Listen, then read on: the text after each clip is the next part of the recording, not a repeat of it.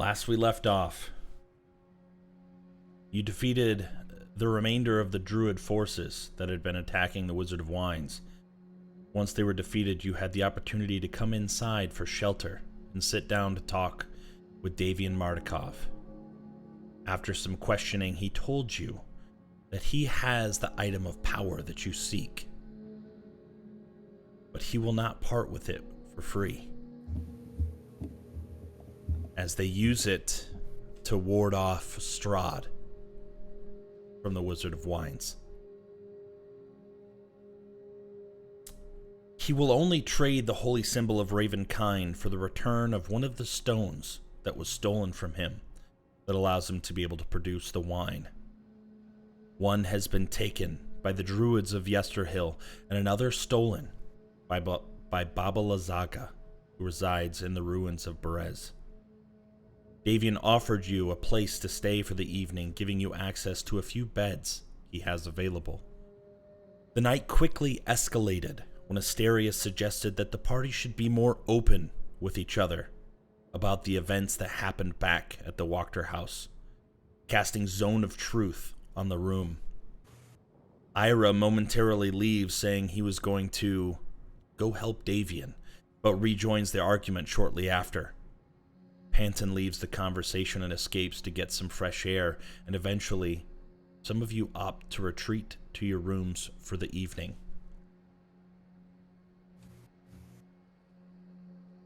The rest of you, what do you do?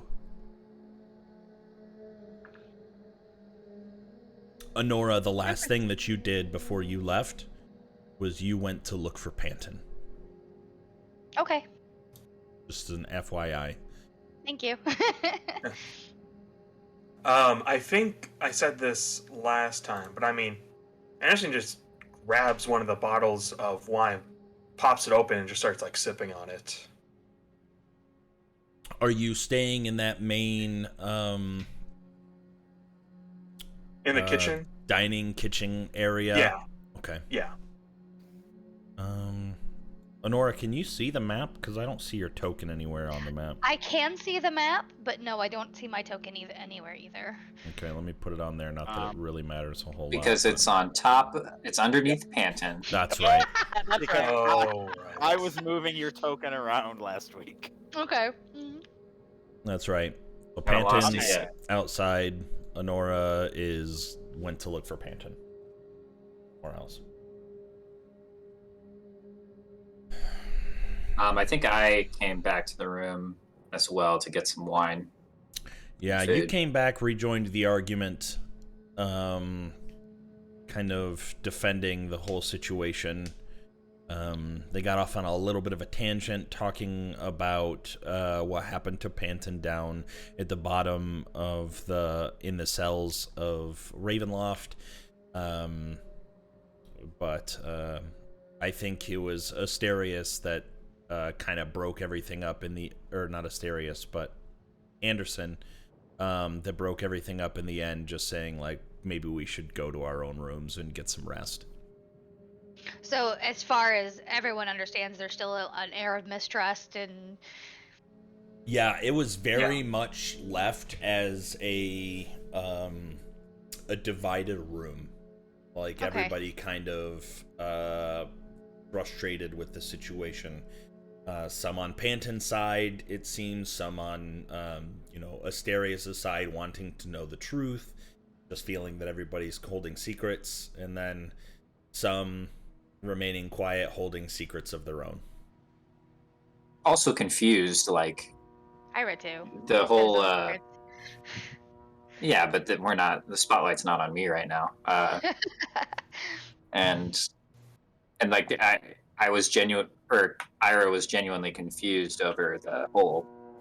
Are we talking about Panton? What happened to Panton at Ravenloft, or the I Wachter? did this last session, so he's just trying to fill me in as much as Things happened. were I that think was we like the moved main past the confusion. Ravenloft thing. I think we're just focused purely on The point of the Walker. conversation was that it feels like people have been holding cards, and Asterius felt that Panton trying to preach teamwork, yet being duplicitous in a way, was very hypocritical. So he was just like, okay, so be open then. And then he wasn't open. And then a lot of people just started talking about stuff that was very kind of weird involving Panton to some degrees. Yeah. Asterius's thing was that how did the house catch on fire? Or at least, the specific question he asked was, do you know how the house caught on fire when Zone of Truth was cast? And he left. So if he would have just said no, that would have been cleared up. And I think there was mention of Ravenloft Castle as well, which Asterius didn't know anything about, so he held his tongue there. But that was also mentioned and also deflected. So like, the whole conversation just showed there are a lot of question marks that are deliberately not being answered. Okay. Okay. And John, at least DM, played Honora in a very more taking Panton's side in the conversation kind of way, which felt very natural. You know, Asterius, what are you doing? You shouldn't be doing this. You're being an asshole right now. And, you know, Asterius was just doing his basic things of how am I the asshole here? Right. Yeah, Asterius was also very aggressive, and we kind of got to see some of like the life before the holy man kind of come out. And Yeah. Okay. Yeah. Yeah. I will That's, say that the whole debate started because we were trying to figure out which place that we should go to retrieve the stones. Mhm. Yeah. Yeah, I heard And about as the we were choices to arguing- go to the Druid or Baba Lysaga, right? Yeah, Yep. as we were Yeah. arguing, Panton was like, "We should work together, figure it out," and then It's Yeah, like, okay, and do then- someone it said then. that on him. Do it then. Yeah, like, Asterius said, okay, do it. Fuck around, find out. Okay. Actually, Honora, I would actually want to wait until Asterius was alone, and I want to talk to him one-on-one instead of Sure. following Panton, Okay. if that's okay. Yeah. Absolutely. I might wait outside in the hallway, and as soon as he leaves that group room, I might ask to talk to him. Okay. Sure. Yeah. Having said, I'm gonna go find Panton and leaving the room. Just kind of biding your time, trying to wait until you could find a Asterius. moment to Yeah. get Asterius alone.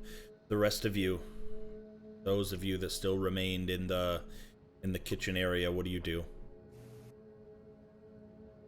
So Temperance had left the conversation like a minute early, Mhm. like right before it all kind of calmed down, and she went to actually go find Panton. Okay. That's right, because I said that he had he had the full time to do whatever for the last 7 minutes of the session. Okay. Nothing weird happened at all. I'm sure that nothing weird happened during that time. Yeah.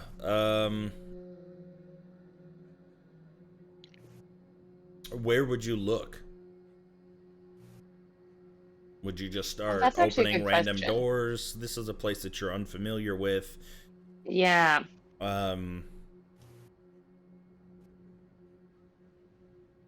I'm not saying that you can't find him. Yeah, fair. I know, because Bria knows that Yeah. Panton is outside, but does Temperance know that? I think Temperance would just kind of wander through. Okay. Probably down the stairs, maybe looking out Yeah, the windows. Give me a perception check. Happy to. It probably won't go well for me. You never know. The dice might be nice to you. Yeah, that might be nice. Oh, let me roll. No! My thing not. All right. Then my while computer she's- stuff, my Beyond 20 didn't didn't load. go. Okay, yeah. Let me fix that. Go you can focus on someone else for a minute. You can Okay. also manually roll r/1d20 plus whatever your modifier is, or minus. Okay. If you ever have to. Or there's actually a dice thing on Roll20. On the left-hand side, there's a bunch of symbols, and one's a dice. And if you just click that, it allows you to click buttons to roll dice if you have to. Okay. I'll do Just that as for a- now while I get. Yeah. Mm. R/R, sorry. Oh. Yeah, got some Reddit commands in there trying to find a subreddit. Yeah, it's just I'm so used to typing it. It's hard. Like in my head, I'm like, there's a slash and an R, and I just /R space. Yeah. Space. The Yeah. other slash. Other. Okay, I'm just gonna do There you the. Okay, go. yeah, I There don't you have go. perception check. So So 5 plus, whatever your... It's whatever plus 1, so it's so not it's great. 6. Maybe you're just so flustered. You're just like, ugh, over The whole everything that thing was happened. so stressful. Yeah. Yeah. Wandering down the stairs, going back kind of the way you came, walking past the large vats of wine, seeing all the barrels and just kind of peeking between them, going into several different rooms, even taking a peek out one of the side doors, peering off into the open vineyards. Don't see Panton anywhere. You can continue to look, but on your first sweep of the building, you don't happen to catch him.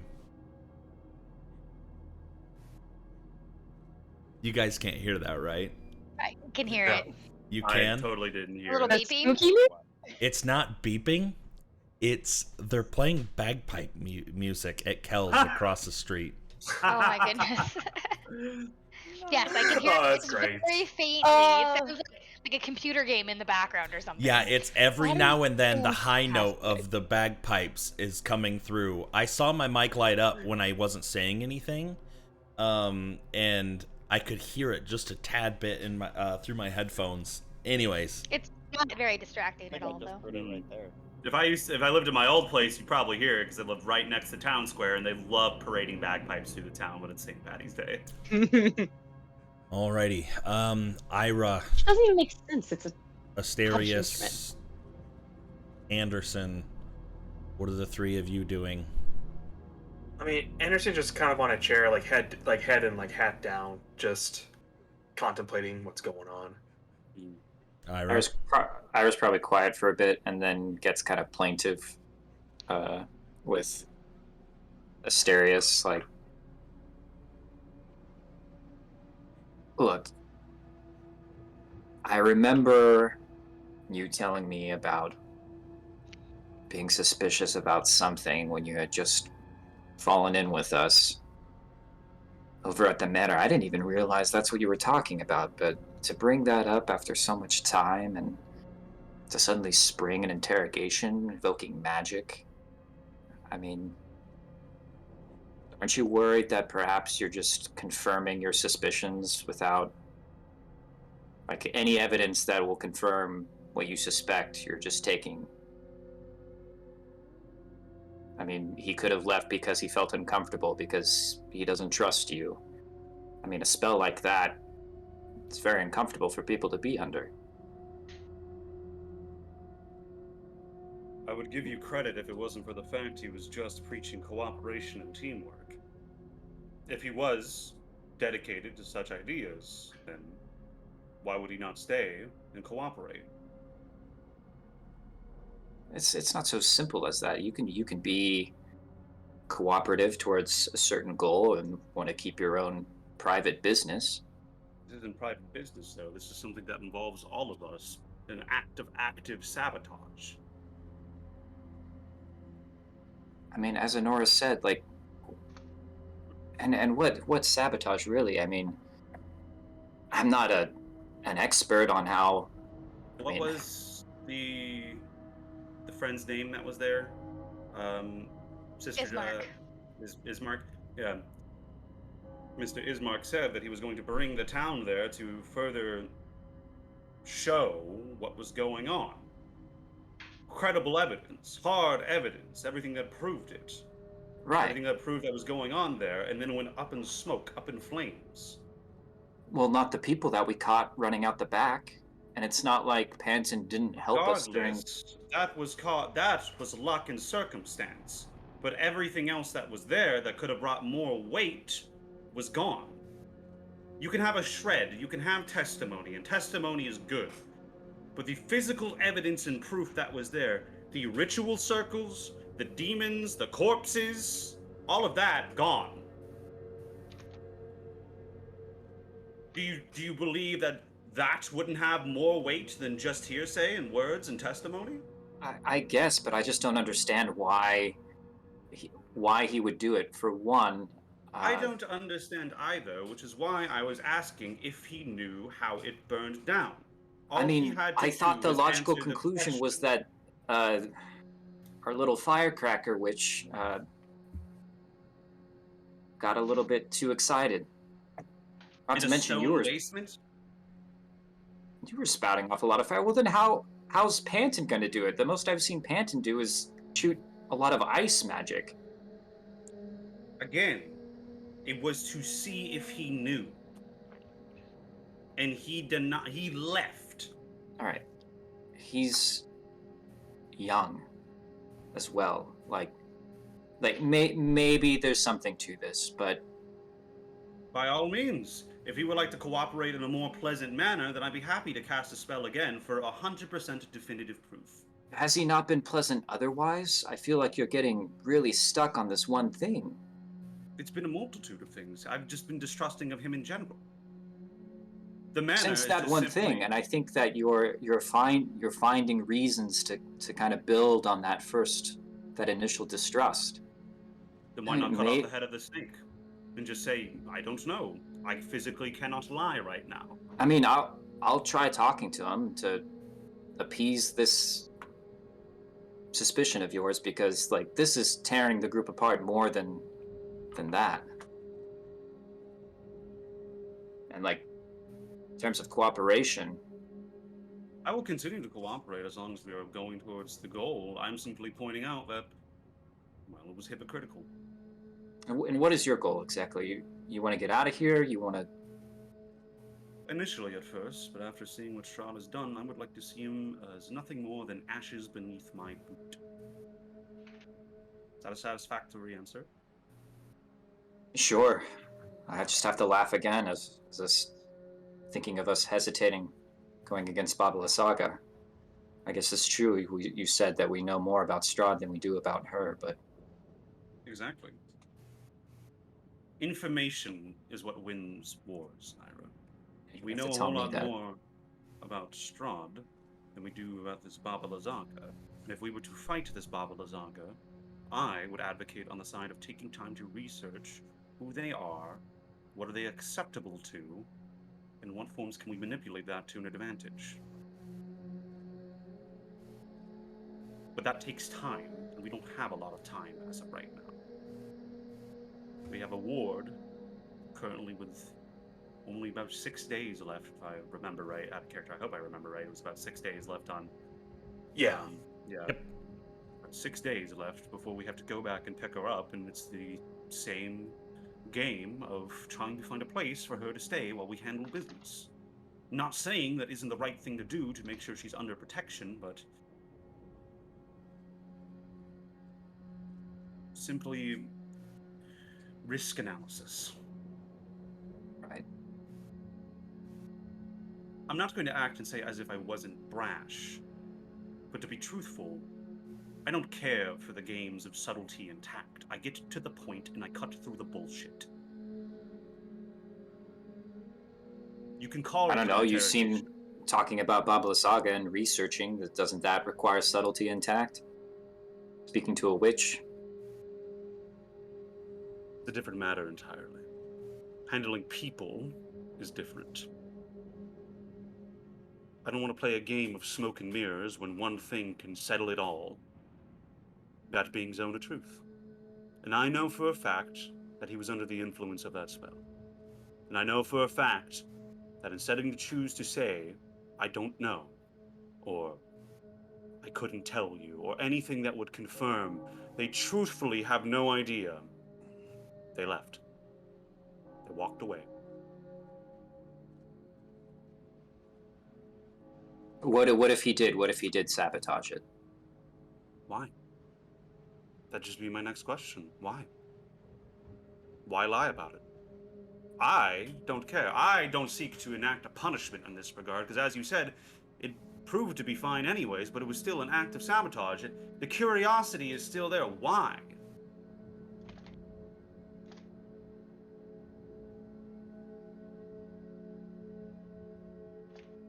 See, I don't see any motivation for it, and so I've I kind don't of disregarded it. I don't either, but in that same regard, it still has rubbed me the wrong way since. And even since then, he has done. I'm tired of him having conversations that mean two things. He was very clearly saying something at one point in the conversation that was directed towards someone in this group. It wasn't me, but it was very clearly a double entendre, if you will. When was that? I forget the specifics of the conversation. No, but I was actually asking you, but I forget specifically what was said. it was about the Amber Temple. I know it was about the Amber Temple, but I forget what specifically Panton said before. I'm trying to make Asterius paraphrase. He would paraphrase saying something about something brought up in a manner that was supposed to sound offhanded, but was not offhanded. It was very deliberate. Okay. It's in the same way a child likes to bring up something that just so happens to be tangential, but truthfully something they're working for. Like a sweet or candy. As the or something dungeon like master trying to recall, was he talking to Bria? Or yeah, Temperance? Out Was of he talking to character, Temperance? Panton said something that was directed to Temperance. Asterius picked up that was directed towards somebody. He just didn't know who. Got it. I was in characters. It was very clearly directed towards someone. As to who, I couldn't tell you who, but frankly, that doesn't really concern me. What does concern me, again, is just there's a game of chess and we're being used as pawns. And I don't like that. Not at all. I don't think Panton is the Grand Master. I mean, And hyperbole. Point being.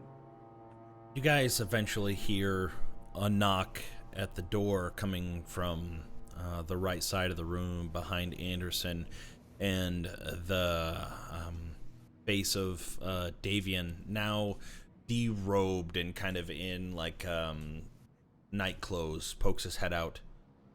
are we being too loud? I know that I said you were my guest, but I would really appreciate it if you're going to be making a ruckus, if you could take it maybe on the other end of the property. Accept my forgiveness.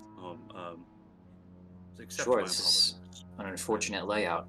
Do you mind if we take some of the food with us then? By all means, I don't need any more for the evening. I hope you have a wonderful rest. And again, thank you for your hospitality. I don't know if it'll help you at all, but I'm due to be hearing from one of our scouts from the ruins of Berez in the morning. I would very much like to hear that come the morning. Thank you for telling me. He kind of slowly closes the door and goes to lay back down. And you can see the light that was kind of underneath of the door extinguish, as if he had blown out a lamp. Asterius doesn't say anything, but he sort of gives Ira a silent look of, do you wish to discuss this further? Otherwise, it's pretty clear he's going to stay there for a little bit longer while he collects his thoughts. Really have anything else to say? I think you're being a little over suspicious, but if you're gonna hold to it, I'll try to make the other side bend, I guess. I'd rather be over suspicious than willingly ignorant in a land like this. I hope you get out of here, Ira. I would hate to see anything happen. Yeah, we'll see. Anderson? You gonna stay here? Might as well. Shh, you turn off the light. All right. Unless there's anything you want from me specifically. Thank you.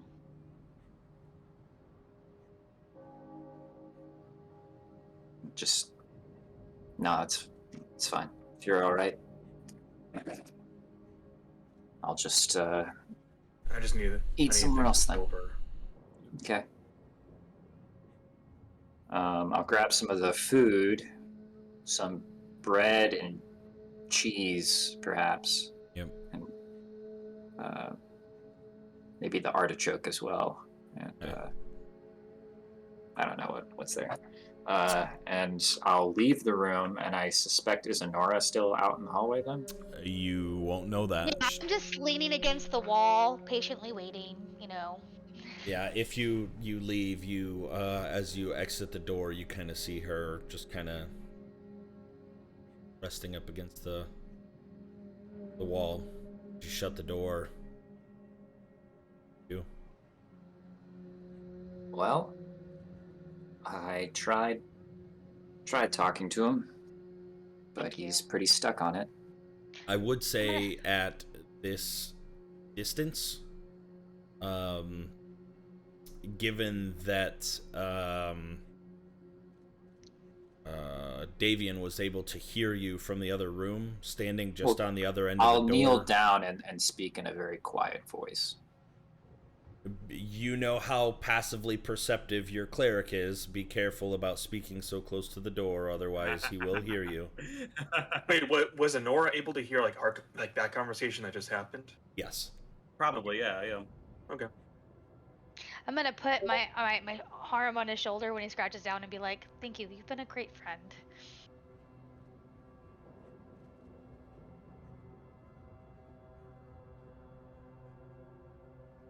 Anderson's still in there.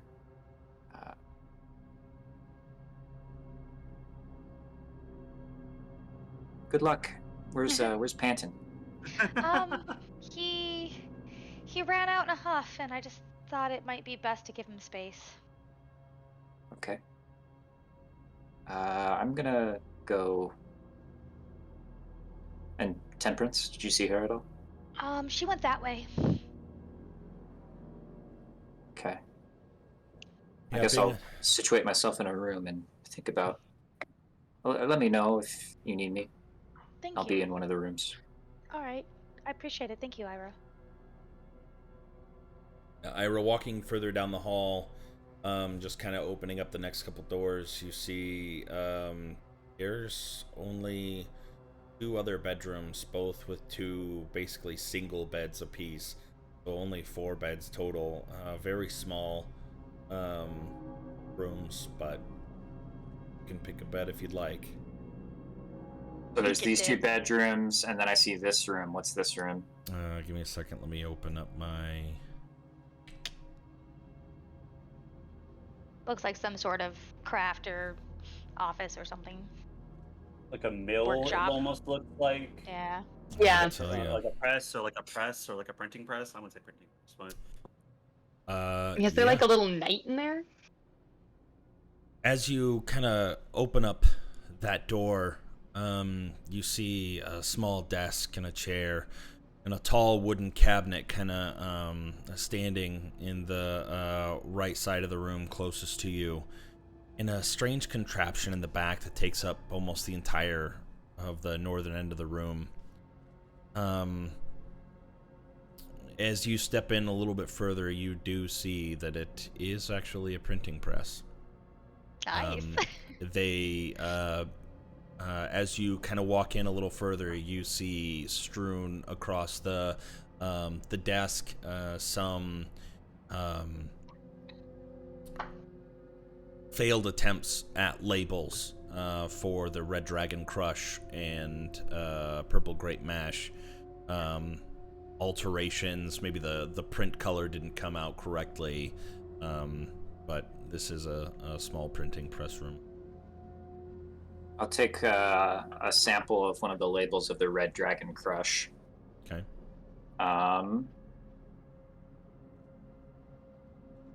And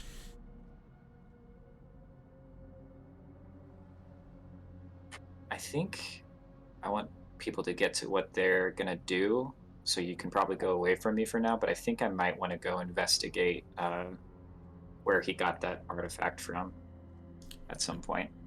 Yeah, you can start heading that way. I can't remember. Did you tell anybody else where you had seen it, or did you just make a mental note of it? No, I just made a mental note of it. Okay. And I'll do so very slowly. Like, I think I'll go from room to room and kind of stay there for a bit, and then just kind of see if anybody's up and about. Okay. Just kind of casually, what's your passive investigation? 24. Your passive investigation is 24? My passive investigation is 24. I believe you. What? Okay. That Okay. is disgusting. Dude, that's awesome. That's Well, I wild. mean, his passive perception is about the same. So. Yeah, that's very true. So seeing all of that and kind of walking around, you see the doors to the cabinet in that printing press room kind of cracked open, and just natural curiosity in the back of your mind. You're trying to basically give off the impression that you're just wandering, but you know that you're wandering with a purpose. When you kind of flick open the door the rest of the way, the light exposes a key hanging on the back of the cabinet on a loop of twine. Doesn't have any label for what it's for, but it is hanging there. You also see some small containers of glue, some spare pieces of parchment that appear to be of the same texture as the labels are made out of, and then also several large containers of purple, black, red ink.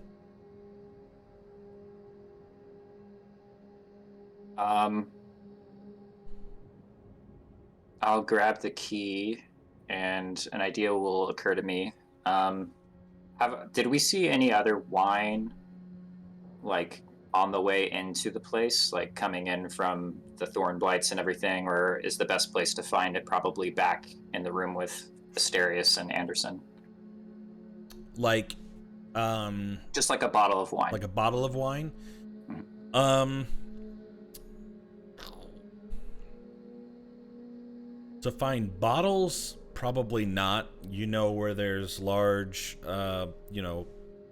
casks, I guess, where the wine is aging. And you know that some of the only good barrels left are out in the wagon that is in the loading docks that you originally came in through. But you haven't seen just any staged. I take it back.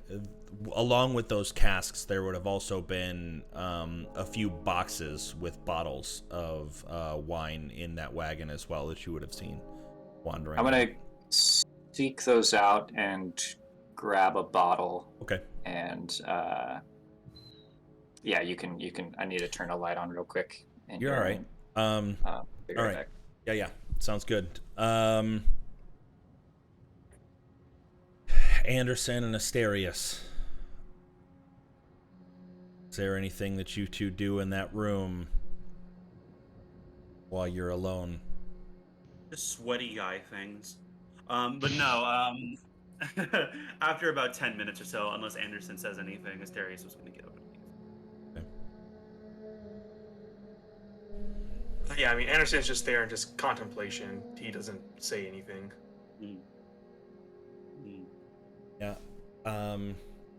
Yeah, with that, if both of you are silent, Asterius, it seems like you eventually push your chair back and start to leave.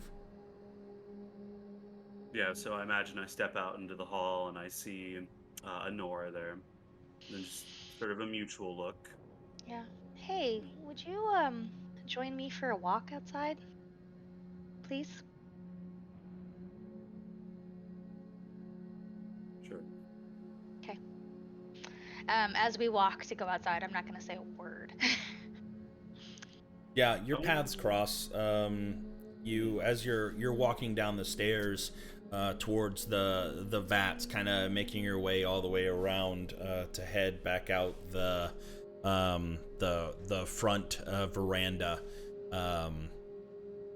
You see Ira off in the distance, kind of going out one of the side rooms, just kind of peeking about, nosing about, just lurking. But it doesn't really. I'll nod at him, but I won't really engage. I'll raise a bottle if I've got that by now. Fucking holidays, man. People are going wild out there. I'm hearing honking horns. Anyways, as you head back in, the only bottles that they had out in the wagon were Red Dragon Crush, Purple Grape Mash. It's at this Hard. point, it's not as it's not as Mature. good. Total It's shite not as anyway. yeah, Not it's to not leave as it as good able. to waste in a bottle. But anyways, you as you see stepping down to head towards the veranda, you see these large double doors, and as you try to open them sliding ways, Honora, they don't open. They're locked. Eventually, you see a set of doors on the left-hand side of the building. Let me just take you on down there. Okay.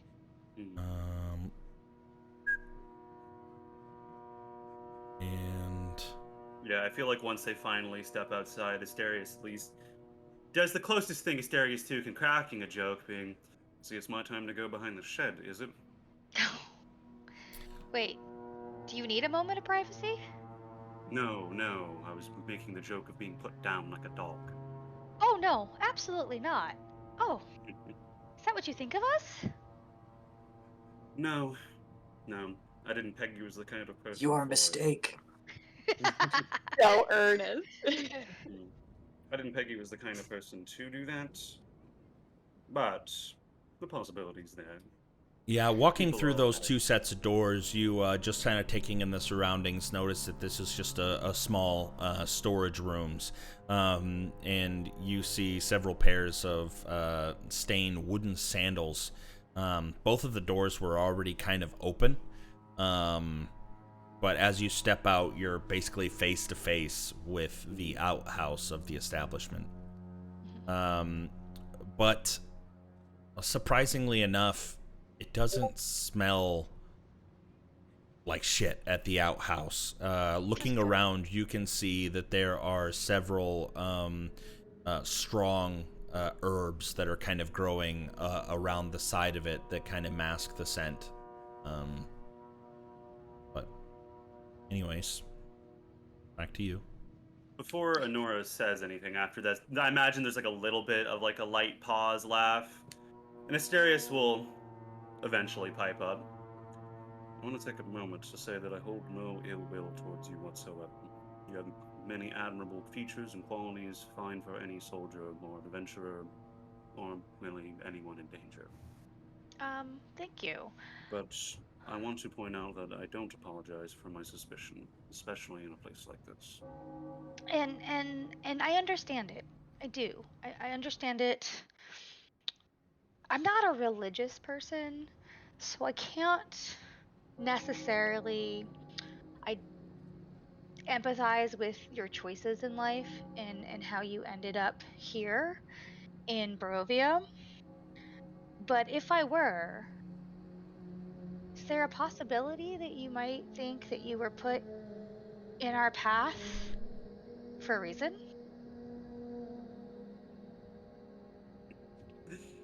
Maybe, maybe not. I mean, we found you in a sack. That was exactly going to be my point. I was put in a sack, and the last thing I remember is simply falling asleep, and then I was there. Yeah, and If it we was found for you. a greater path, then maybe. It's And hard for we me to consult the guiding faith or anything like that, but I'll tell you what I told I. It's not as if I don't want to be with you all. You all have the same goals I do, and it all leads to the same thing, eventually confronting Strahd. Maybe at a certain point I just wanted to leave. But after seeing what's been happening here, what the youth and kids go through, what fear people cower in here every day, I would like to see him turn to ash. and that's admirable. He's a tyrant for sure that needs to be stopped. But this is about right now. This is not about the future. This is about numbers are important for survival in harrowing situations, and we do have to trust each other, and we have to have each other's back. And I can understand where it can seem very difficult for strangers. We've known each other like a week. I get it. I haven't really had a chance to sit down and talk to you yet. Temperance too, also very strange. Lots of secrets. Um, we've only known Anderson and Ira for about a month. So we're all essentially strangers except for Panton. I've known Panton my whole life. I have been there by his side as his protector my whole life. He has an affliction that has caused his life to be really, really hard. And yeah, he manifests as a little brat sometimes, and he's weird and has so many strange quirks. But he's my responsibility.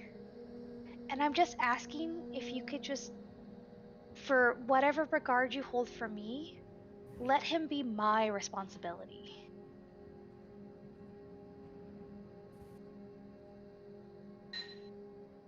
I feel like there's that solemn look that crosses his face. It's a genuine sort of, I guess, crestfallen might be the word for it, or at the very least, like, Food, please.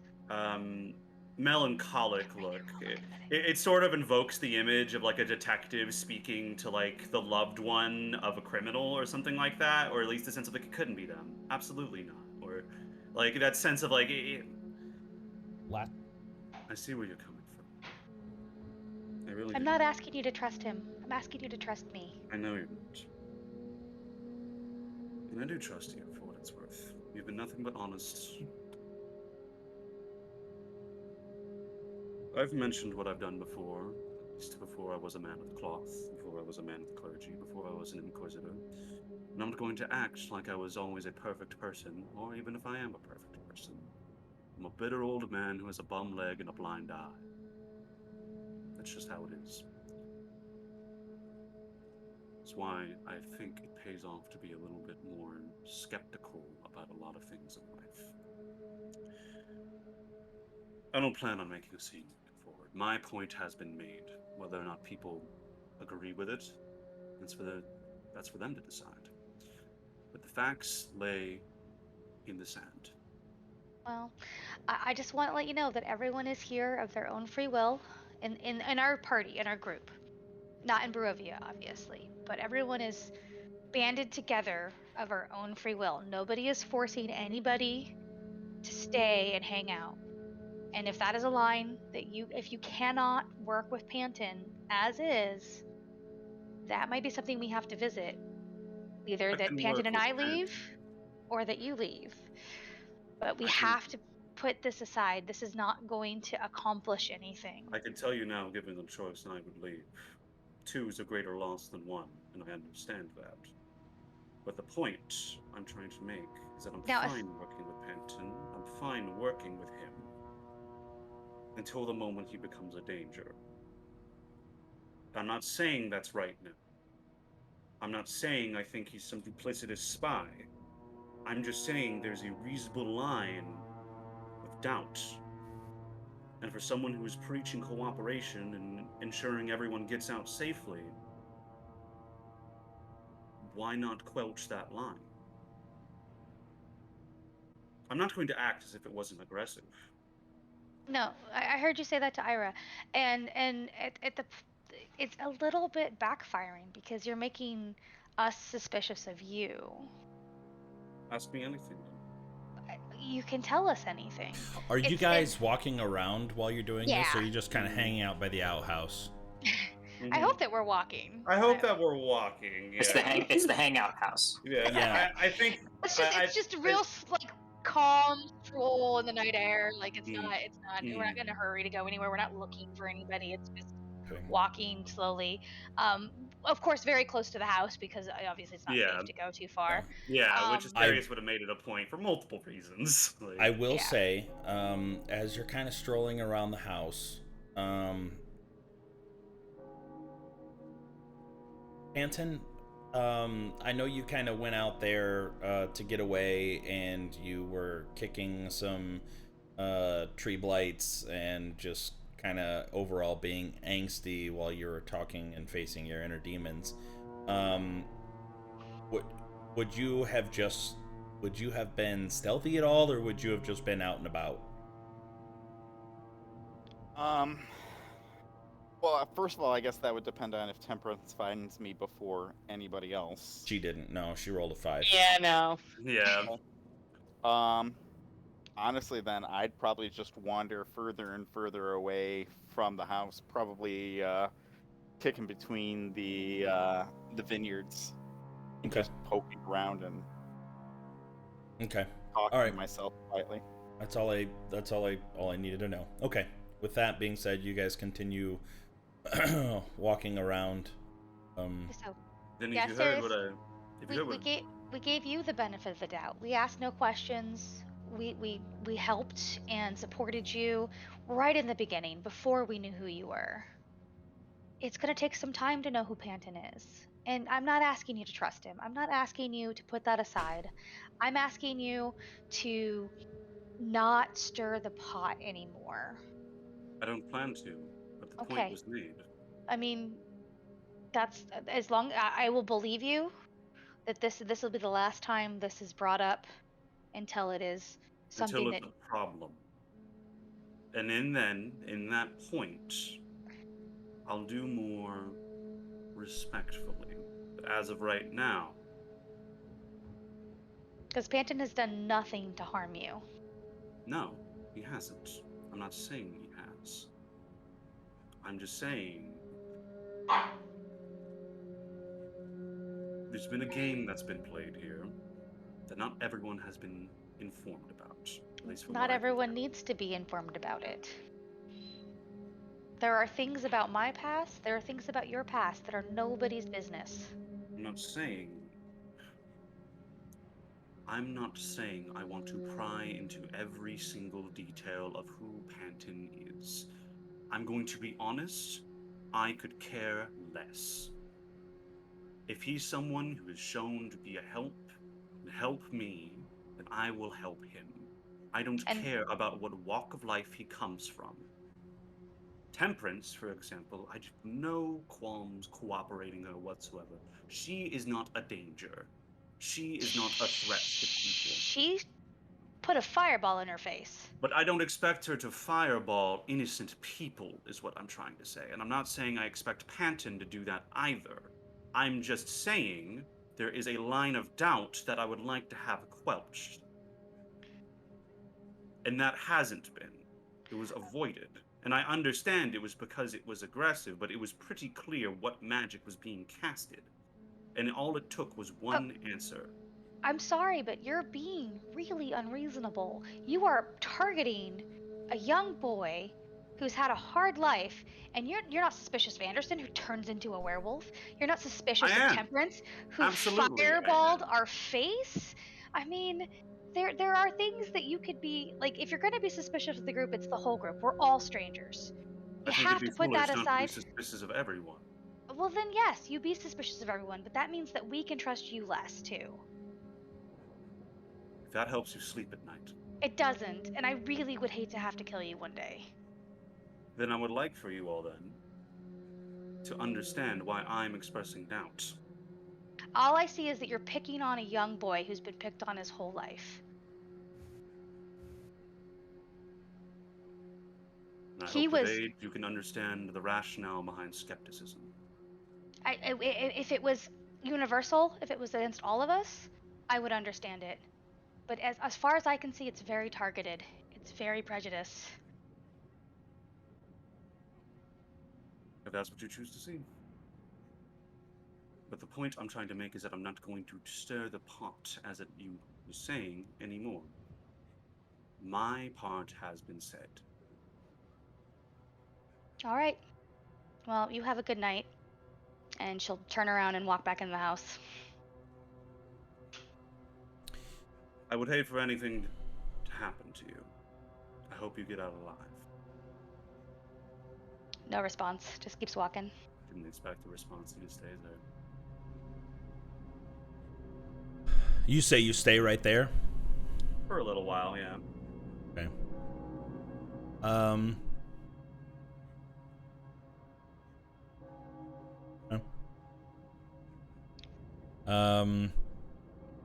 Nothing really happening outside. The It's more so to avoid a very awkward walk of both of us walking back after very clearly Yeah. having this conversation of we don't hate each other, but it's very clear we feel very different things in this situation.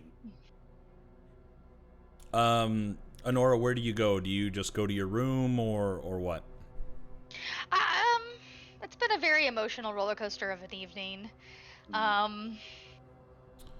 She's gonna head towards the rooms, and if she sees Ira with some wine, she might flag him down for some alcohol. If not, she might pop her head into with Anderson and take some wine there Okay. before she goes to bed. Okay.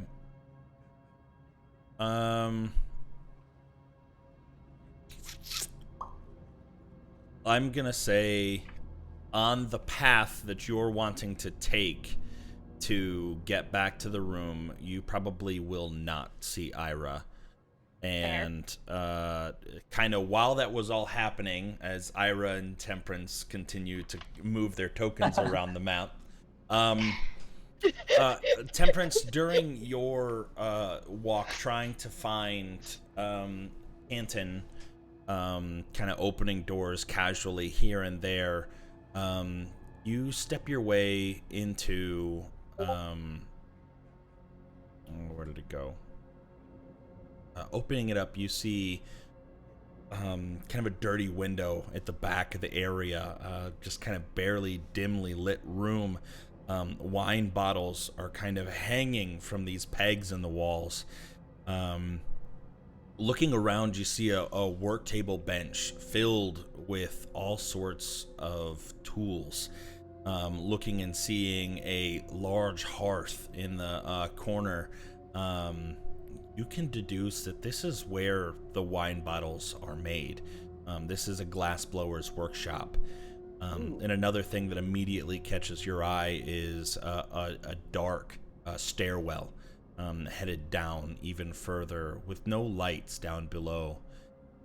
Just kind of casually poking around and eventually going to the back door and peeking your head out there, still half-ass looking for Panton.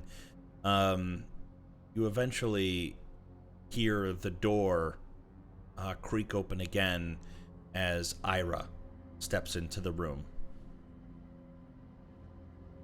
Ira, as soon as you step in, you immediately see Temperance kind of over here by the door on the opposite side. What are you doing? What are you doing? What am I doing? You're in a dark room in a corner. I at least have a bottle with me. Panton, what are you doing here? What do you think? Just because he's a halfling that can go invisible, that he's going to be sulking in a corner in a dark room? Okay. I don't know, maybe. No, I think that. All right. That tracks for Panton, actually. Checks out. But I mean, he's not there, is he? No. It's kind of a cool room, though. Yeah. Glass blowing and spooky stairs. The stairs do seem pretty spooky. So, what, you're looking for Panton, or? Yeah, I just wanted to have a chat with him after, this morning and now all of that. This morning? Oh, since he was being so suspicious, I just thought, You find him suspicious too? No, not the way that Darius does, but Ira, as you two are kind of talking and you're soaking in the room for the first time, kind of peering around, keeping in the back of your mind the words that were written for that card, you do see on the southwestern portion of the room, right next to the hearth, a tall barrel filled with sand. I'll go over and put my hand in it. So crazy that this is what they make it out of.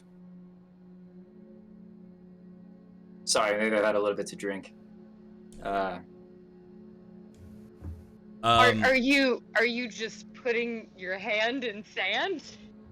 Yeah, I mean, he picked it up I and like he sand. let It it feels run through nice. his hands. Yeah. It's coarse. It gets everywhere. But not you. Was between you and Ira, was the intent of sticking your hand inside of the sand to feel for the holy symbol? I think it's more just appreciating the clue, and feeling it Okay. just for the texture. Yeah, just taking a handful. Mhm. It's just sand.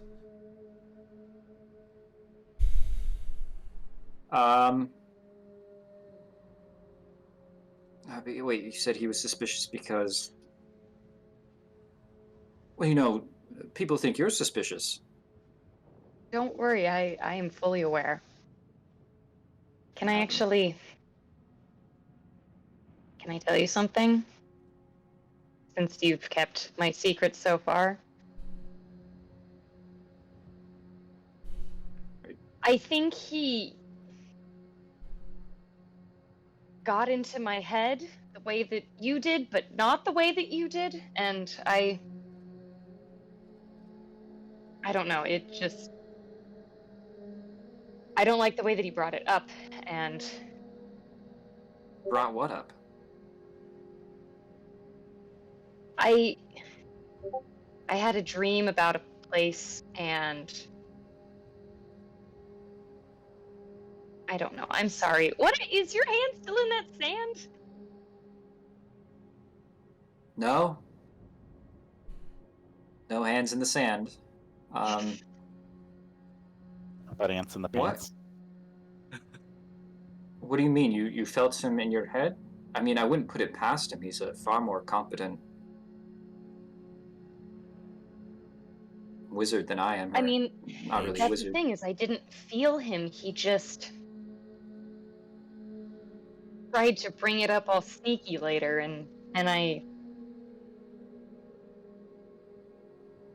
When don't like was everyone this? looking in my head. I'm sorry about that. I was.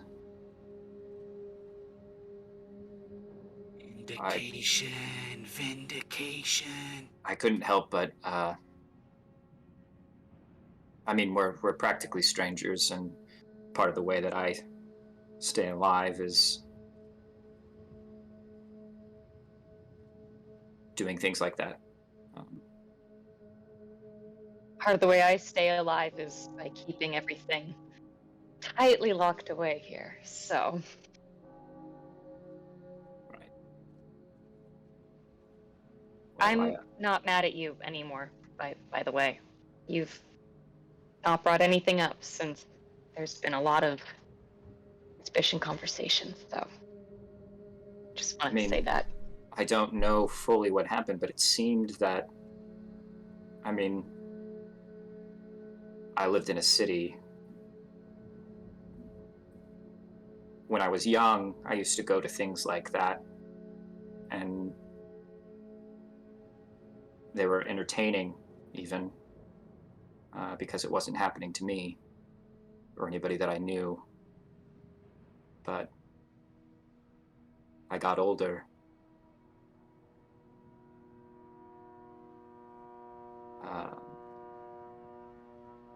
I'm sorry. I don't know what happened to you. Are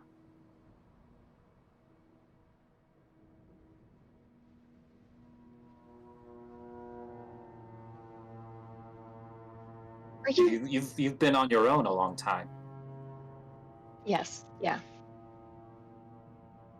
It's been best that way. I'd rather not talk about me anymore. Sorry. I can't find Panton. What's are the you place? looking Did he for see some- what I saw? No, he saw just a dream. He saw. Really? Yeah. And you're sure? I mean, I haven't asked him. I was hoping to have a conversation, but he appears to have disappeared. So Huh. Well, when he doesn't want to be found, he's most likely invisible and will sneak away on his little halfling feet if he sees you coming, so... Unless you have some kind of spell, I can track him. Oh. Which... If you need some help in that regard...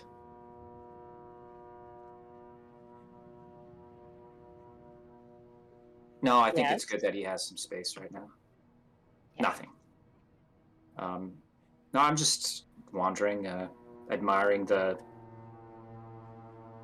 crafts. And Yes, the sand, the glass blowing. There's a printing press in the workshop next to the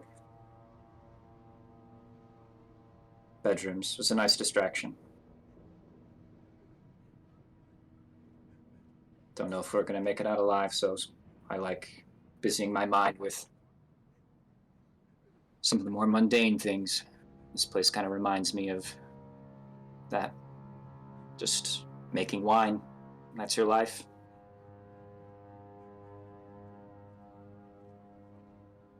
More worried about sales and your fancy labels than whether you're gonna get killed by a vampire or some weird plant monster, so... imagine. It sounds so simple. And the wine is really nice, especially this Red Dragon Crush. They ran out of it in Balaki. So... So you have a treat. Very nice.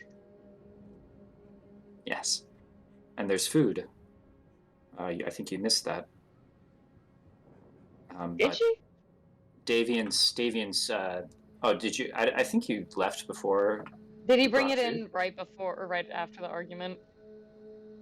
Yes. Okay, yeah. Then yeah, she missed it. No snacks for Temperance. There's probably still food. I don't think many other people were in an eating mood. No cheese And, flat you know, for you. Panton will have to eat eventually, so that could be a good place to stake out. You have good ideas. I'll let you proceed with whatever wandering you feel like doing. No, thank you. I'm glad you're not mad at me anymore. Let me know how those spooky stairs go. They look a bit too spooky for my taste.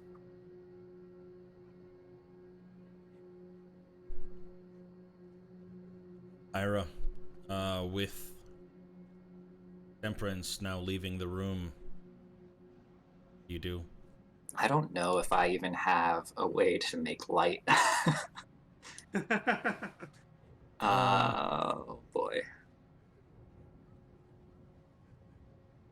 Party full of humans and halflings, no dark vision. God, I was so close.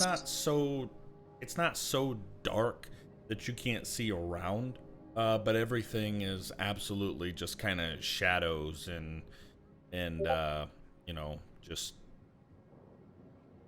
glimmers of steel, of the tools laying on the table. Nothing's like full easy to see, but you can navigate your way around without, killing yourself or anything. Okay. I'm gonna put the monocle on.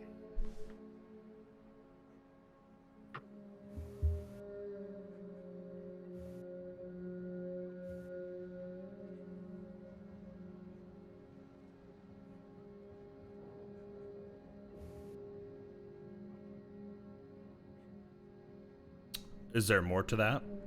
I'm Monocle on gonna in the go. dark. And I'm gonna go spelunking. Down the stairs? I'm gonna take a few more swigs of wine. In fact, I might go. Another idea will occur to me, and I'll wait for Temperance to leave. This is something I'll be doing over the course of like the next hour or so. I want to go get some bottles from more bottles from the crate, and I want to go outside and find a place to empty them. Okay. and then while also checking for Panton to see if Panton's around to witness me doing this. But maybe that well or maybe the outhouse itself would be a good place to empty them. I'm going to put the bottles outside on the stoop, and then I'm going to go down into the basement looking for the artifact. What stoop are you putting them on? The one next to the outhouse. Is there intent for that? What's the intent there? To hear Panton when he comes in. It's a trap. No.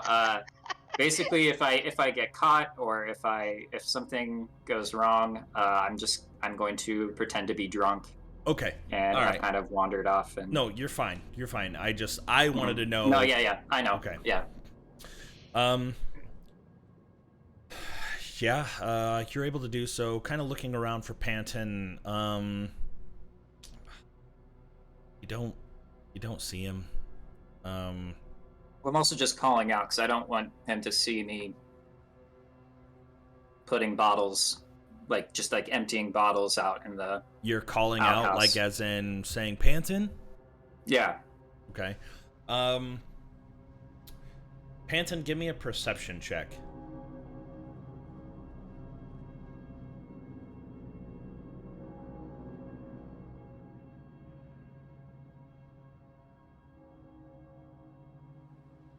Probably that far away you don't even hear it. So there's no response to you. I would imagine that you're not just yelling it out, but just more like talking voice, trying to see if he's within proximity.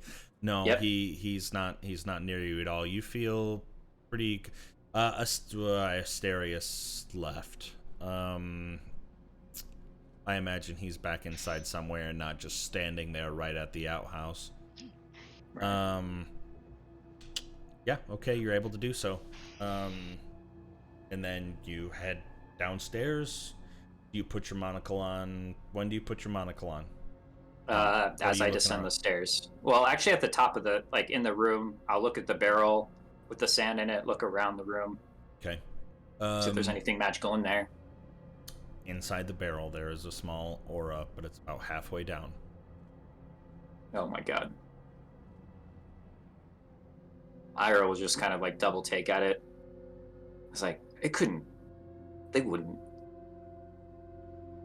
And I'll go over and reach for it. Yeah, as you go over there, you kind of have to shovel it off to the side a little bit, and it spills over the edge of the barrel. But you do finally grab onto what feels like a chain of some sorts, and kind of tugging on it a little bit, you eventually pull out the holy symbol of Ravenkind. Oh, I came back at the right time. God. Asterius, where did you go after the awkward silence was over? Yeah, after he basically averted that, I feel like he would have stayed there for another 15 to maybe 30 minutes, essentially. Okay. Sort of taking some time to sort of think about it all, reflection, and everything else. There's Okay. truth in their words, but to him, there's also truth in his own. Yeah. And it's just that case of thinking about what's going to be the best picture moving forward. Yeah. Just sort of thinking in that regard. And around after 30 minutes or so, he would eventually start heading back. Okay. Where would you go inside the house? Probably Outside just to the front. Probably just to the front door, really. Okay. Okay. That way it's just going to be easier because it's what he's familiar with. Just go there. And more than Prop likely yourself find a up room. against. Oh, okay. That's what I was finding. Yeah, inside, do you find a room to sleep? Do you just prop yourself up in the hallway? Where are you going for night times? Well, actually, you said there were only 4 beds, right? Yeah. I think he would have just found a room, just sort of secluded away, and would have slept in that instead. Yeah. He's not daft enough to not understand that. As much as Panton needs space from everyone probably needs space from him. Okay. So maybe the room with the printing press, maybe. Kind of searching around, going back in through the front door. You do actually see over here in this area the barrel maker's workshop. And there's chair and tables in kind of wood piles laying neat. And then in the next room over, there's just rows of barrels.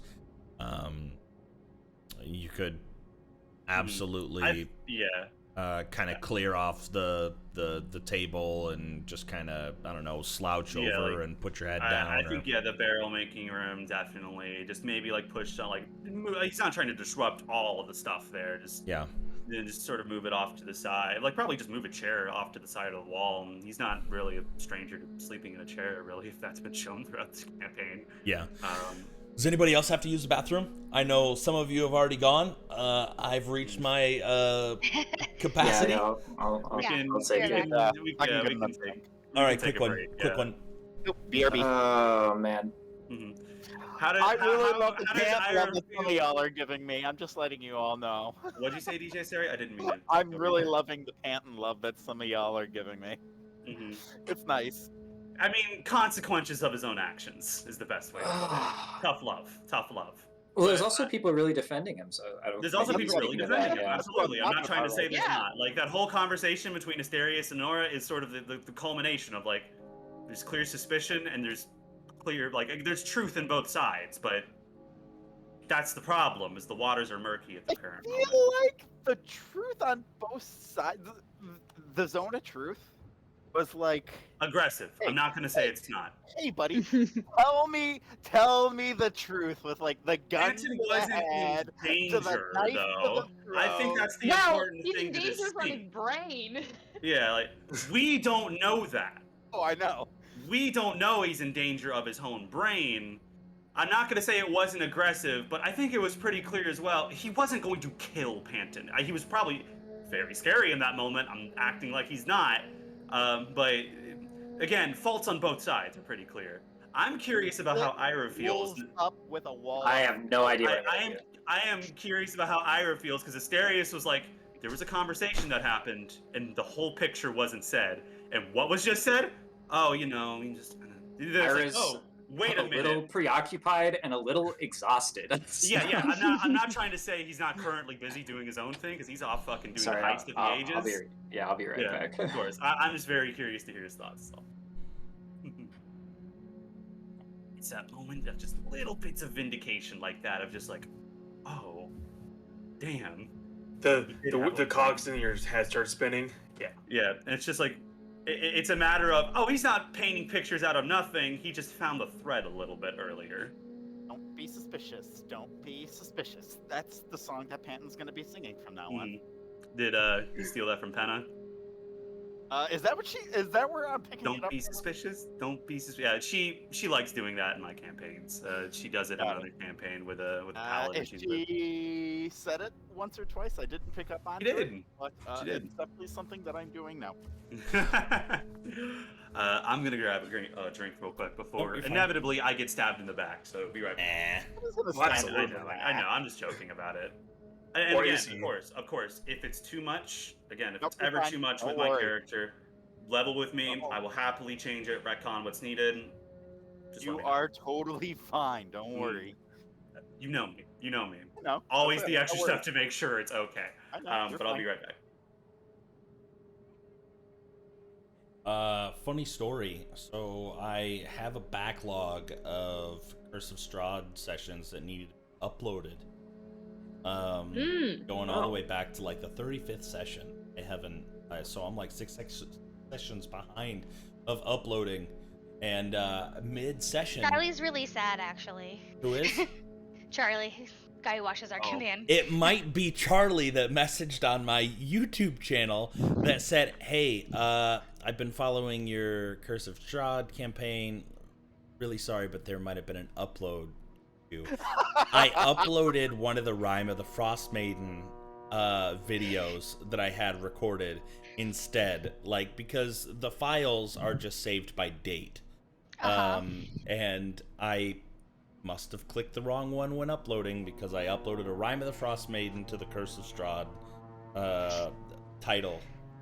Felt like such a dingus. Oh, it's a Um, simple mistake. yeah, so I'm getting that all corrected. I've got a new figure for getting that caught up, and yeah. For anybody that's watching those, I apologize. That's my bad. Damn it, man, be thorough. I'm I kidding. mean, it would have been nice to have it for reference, and you guys wouldn't have had to talk at me so much, but that's okay. Oh, We yeah. still adore you, and it's fine. I feel like I didn't really miss a whole lot. I'm like caught up already, so Yeah. yeah. Anderson, I'm gonna walk in. I think you're asleep at the table. I might just pry the wine from your hand and then go drink it sadly by myself in a room. Mm.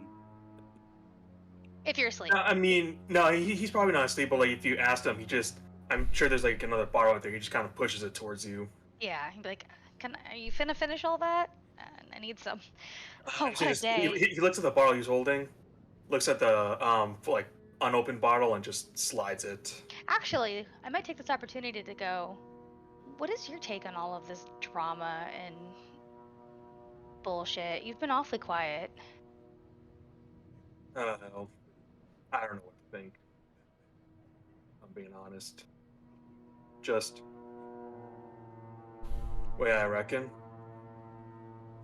Panton doesn't really know when to shut up. So That's the fact that he's being quiet on this is weird. I'm just gonna have to ask you to take a leap of faith on this one. I can't tell you what's going on, but I'm in the loop. If you don't mind me asking, why can't you tell me? Because it's dangerous. For him. What do you mean? I can't tell you anymore. I'm sorry. And I'm only telling you this because I trust you and I know you're not going to tell anybody, and I know that we've been through so much together in such a short time. Well, look, I really doubt that there's ill intention going on. But when, not if, when the time comes that whatever's going on backfires on us, well, just be ready. You know I will be. I know you will be. And I have faith that we're going to get out of here together. We're all going to Here's get to go hoping. home victorious and as heroes. You know those books that talk about those heroes? Never did a lot of reading back in the day. I think that we have the skills and the drive to be those heroes if we really want to. We have to stop this infighting. But I'm gonna put my hand on yours and I'm like, I have faith, Anderson, that if it ever came down between me and Asterius, he'd pick the right side. Oh, that is such And, Anderson just kind of stares House at her of for a Cards. moment and says, "Well, guess we'll have to see when the time comes." I hope it never comes to that. Well, as I said, when, not if. I'm gonna have a little more faith in that. And then I'll get up, grab the bottle, and I will go literally curl up in a room by myself in a bed, because I'm gonna sleep in a bed. Okay. Ira, having just now pulled out the holy symbol of Ravenkind and kind of holding it in the dark room by yourself, what do you do?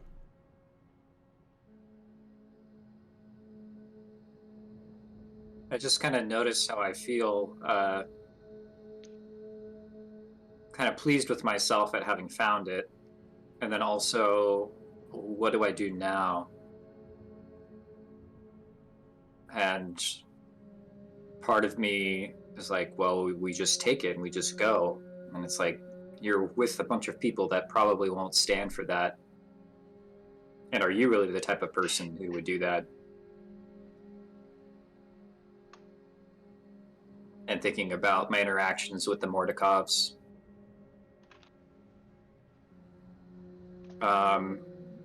I even out the top part of the sand, and I'll sweep away whatever was spilt as best I can.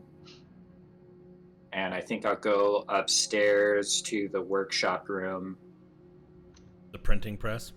Or the printing press room, press, if nobody's okay. in there. Because I probably dropped off some of my stuff there. And I want to take out, a while ago, I had, and I'm sorry to spring this on you, John, so take your time. Mm-hmm. I had a box that I took from the Mordakov's attic Mm-hmm. with some treasure in it that I never opened. Okay. I would like to open that. And I'm just going to set them on the desk before me, the symbol and the box. I'd like to open up the box. I'll check it for traps, of course, because even though it's not a wagon, Right. You got exploded. You got exploded. Do you leave the door open like you found it, or do you close it behind you? no, I close. I mean, Okay. this is yeah, I'm well versed in these kinds of things, I feel. Okay. Yeah. They're getting there. Okay.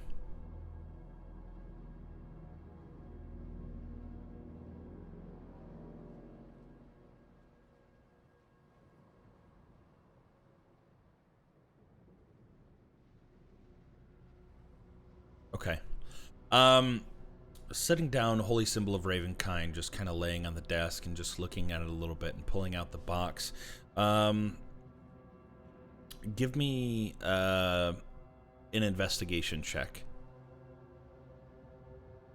Looking to see if... Okay. Examining the lock and examining around the edges of the box. Checking to see if there's any traps. Looking under the lock itself to see if there's any additional pinholes for the common needle trap. And finding that you feel with pretty good certainty that this is not trapped. You take to picking the lock. Gonna say you're not rushed. There's no real time. Okay. Yeah. You have no issue picking the lock of this box, and as you open it up, you kind of see what once was probably stacked neat piles tucked into a corner.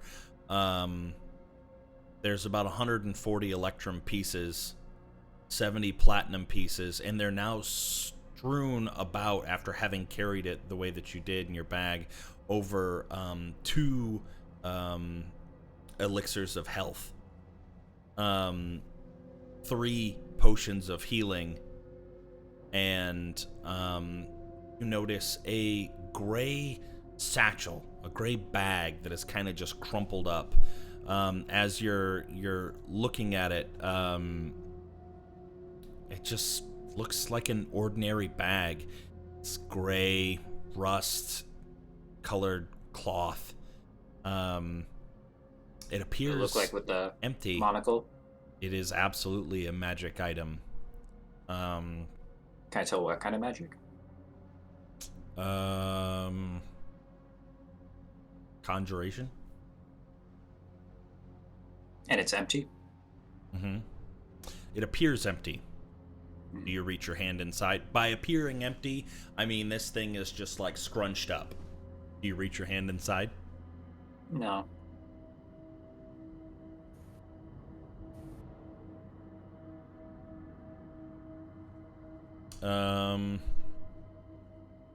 And that's all the contents of the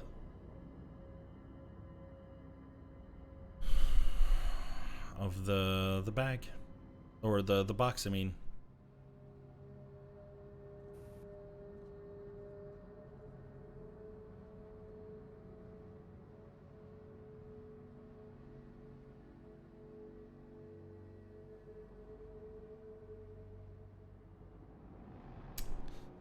I suppose if you're... Give me a perception check.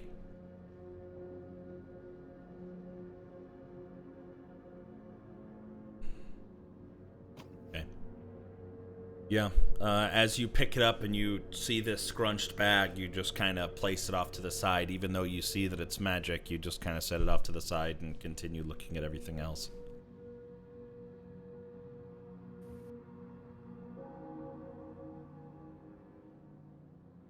So 2 elixirs of health, 3 potions of healing.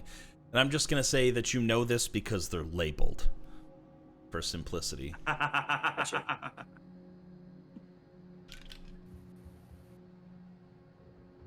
Sounds like a funny thing to do as a DM. You just give them like 20 potions and you don't know what they are. Fuck around and find out. Fuck around, find out, see what happens. God damn. This sucks. God damn. I'm going to leave you to think about that for yourself as we venture out to Panton, who has now taken to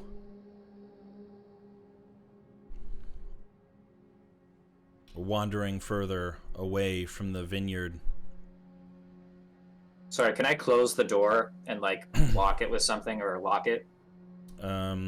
Yeah, so you close the door. Give me... Does that key do anything or? Not to that door. It's not for that, okay. Looking at that particular door, it doesn't even have an option to lock it. You would have to find a way to barricade it or prop it shut. Like, it'll stay shut, but I'll put a chair up against the door, and I'll put everything on the floor in front of me as I just look at it and ponder what to do. Okay. Yeah, taking it and propping it up underneath of the handle at an angle. You feel like it's shut. You've done it enough times.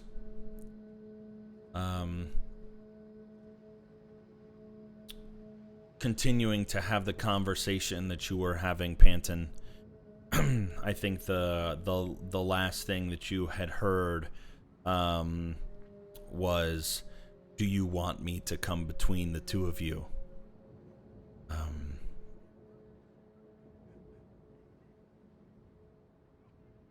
You must gather the components I need. I need fresh blood, whether it's yours or an animal's. Bring it to me. Hey, that's fine and everything, but where are you? I will need you to draw a circle in the sand. Don't worry about what it looks like.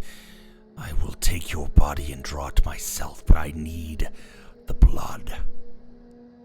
Okay, and really, like, how much blood are we talking about here?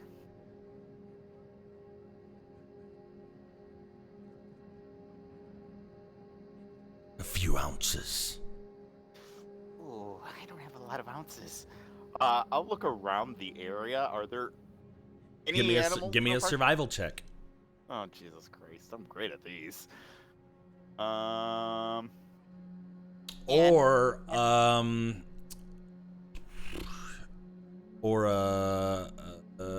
you know what? Just continue with the survival check, and I'll tell you afterward. Or could I also, how fresh does it need to be? It needs to be fresh from a still beating heart. Well, that doesn't help me with the druids. A 12. Looking around outside in the dark, you don't see anything. You're looking for rabbits. You know that they have to be around here in this area. There's vegetation. There's something. But then it clicks in your head. Carts, yes, carts. There were horses. There were horses in that stable. Yeah, but horses tend to be a little loud when you stab them, so that could be a little bit of a problem. And I'm not a vampire bat, so I can't make it small enough where I could just start lapping up little drops, so... Polymorph. I'm not burning a 4th level spell for this, so no, that's not a choice. All right. It's always a DM, choice. realistically speaking, for as many ounces as it's requiring, how much damage am I doing to myself? I'll say 6, because you know them demons be liking that number 6. We'll say 6d6. Oh, ow, I just hit my head. 66 potential damage to complete this ritual. Now that's a lot of damage. I want to point out, by the way, the human body only has about like 14 pints, if I remember right. Yeah, but there's like 4 ounces in a pint, so. Yeah, well, yeah. Well, that's what I mean. Sorry, I forgot. I did my numbers wrong, you're right? good. Yeah. That's a lot. Ooh-wee, am I rolling that, or are you rolling that, John? Self-afflicted. You're the one harming yourself, so I'll allow you to roll it. Oh, this But is gonna hurt so bad. you're still. Could also just be 6. Or it could just be 6 damage. But I doubt it's gonna be that. Roll the devil's dice. See what happens. Play the game. That's luck you roll well. It's not time to do it yet. It's not time to do it yet. You still make sure that you will not be found. Wait till people are asleep. Go right outside the building. Do you have a dagger? Oh yeah, I got a ton of daggers. Good.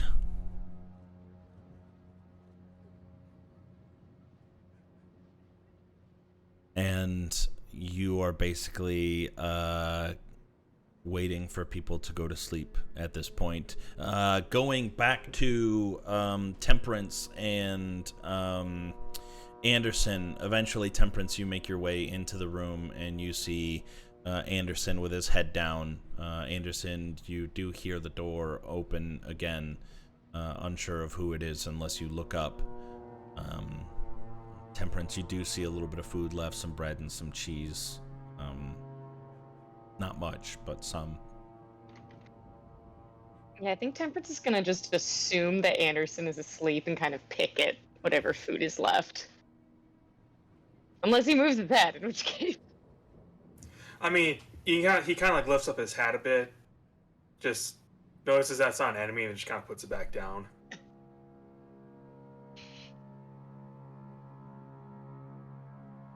Yeah, Temperance is gonna wait for a little while to see if Pan comes in. Since she thought Ira had a pretty good idea there. I will say, just as you're like picking the food, Anderson will just say, "So, how was your adventure?" Didn't find what I was looking for, but that's okay. And what were you looking for? Doesn't really matter at this point. Have you just been sitting in here the whole time? I see no reason to move. Fair, I guess.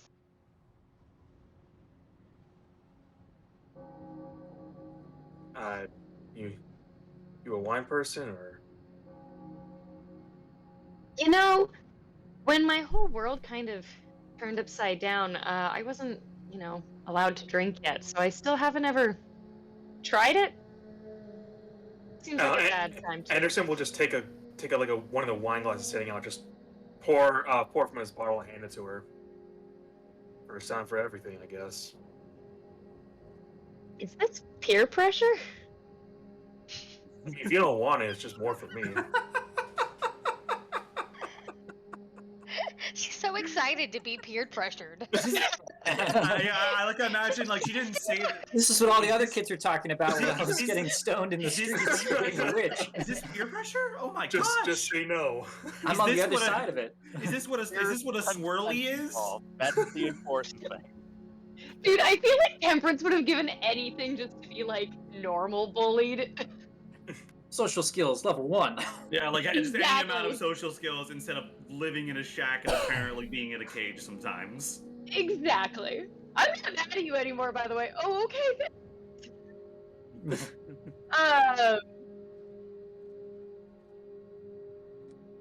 Temperance kind of like stares at it and then looks at Anderson and then stares at the wine and then looks at Anderson. Do I have to like drink it really fast? Depends on how fast you want the room to spin. She like slowly reaches over, grabs the cup, and like has like the tiniest sip and makes a face. And then makes like a surprisingly like, oh, that didn't suck face. It gets better with time.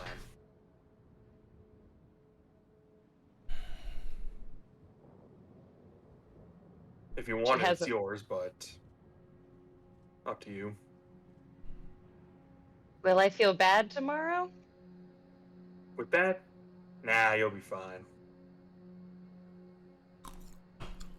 Well, then I suppose I can sit and have a glass of wine. Well, join the party. Eventually, a lot of you know, how late do you all intend to stay up? Asterius, you had made your way down to the workshop. There's no windows in that room. It's dark. You can kind of hear some noise coming from above you, with them having casual conversation here and there. Quick question: are they having the conversation right outside the bedroom as well? If it's in the same room that Anderson was in? Yes. Poor Yes. dude's just trying to sleep. Yeah. Oddly enough, because there was a moment of quiet, kind of mixed in with muffled conversations from above, you do hear the faint sound of sawing logs. Just kidding. Davian's snoring. He is fast asleep. Oh, thank goodness. I was about to say, like, with Anderson and Temperance talking, it might come back out and be like, "You guys, You guys! I told you to be quiet. I want to come out here one more time." Let me see if I have a. Honora, are you going to be able to go to sleep without Panton coming back in? What are you going to do? I'm not quite that codependent. I'm just checking. No, she's drained. It's been a very, very full day. So yeah, she's just gonna go right to sleep. She's had a bottle of wine practically to herself, or at least half a bottle of wine because she's a halfling. Yeah. And she's probably gonna pass out, like drunk pass out. Okay. I imagine after another half hour to an hour of you two having banter back and forth, you eventually. There are still at this point 3 beds that are available. 1 in the room with Honora and 2 in the other room, currently unoccupied. I mean, Anderson will just take a bed in the room of whatever's closest. Okay, that would be in the same room as Honora. Yeah, Anderson will just kind of stumble in, just hit the bed and pass out. Okay. The door still remains kind of cracked open. You need to roll to see if you land on me or not.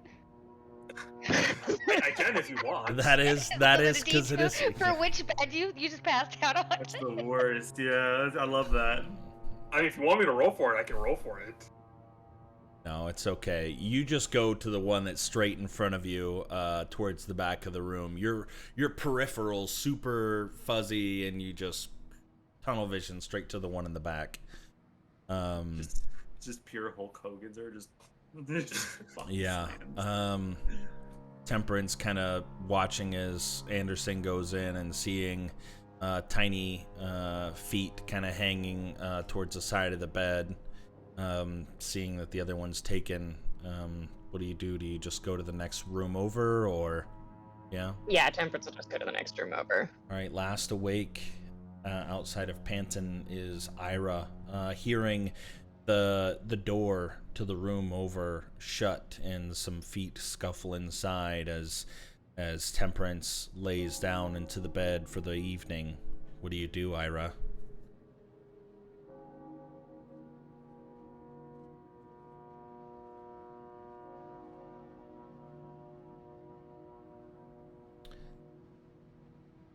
I will.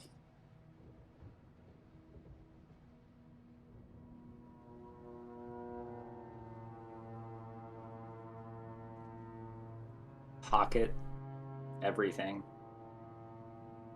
Okay. for Like now. a true rogue. How do you pocket it? Like, do you just put it all in your backpack? Do you I put will the actually amulet put- on? Do you put it all in the bag that you just found? How do you do it?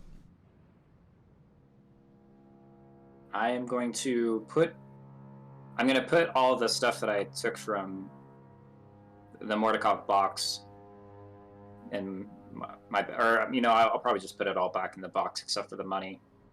I'll just add that to my purse after counting it out. And then Including the amulet? I think I'm going to put the amulet back in the barrel. In the barrel? Mm-hmm. Final answer. Yeah. Okay. I'm going to think about it. I think about calling a meeting for everybody, but I figure it's probably better if nobody knows that I know where it is. So hopefully it should stay there, and I can bring it up to the group if I need to. Okay. Rather than them checking on it and finding it missing, and then suddenly have a bunch of angry Raven people at us. Okay. And also just he can't decide like he wants to take it, but he can't go off with it on his own and do anything with it. Yeah, I think it was even mentioned he can't use it. Yeah. Yeah. Okay. But it's just he knows that it's it's very possible that he could die going off on fighting a witch or druids. And so he's really frustrated that he has access to the thing that he needs, but he's not running with the same crowd. Okay. You make your way back downstairs and are able to successfully conceal this amulet right back where you found it. Making your way back upstairs, where do you rest in the room with Temperance? Do you go back to sleep in the printing press? Do you even go to sleep at all? What do you do? Yeah, I think I'll go to a bed. I'll try to find an empty bed because I haven't slept. Yeah. For a while. You do find an empty bed next to Temperance. Panton.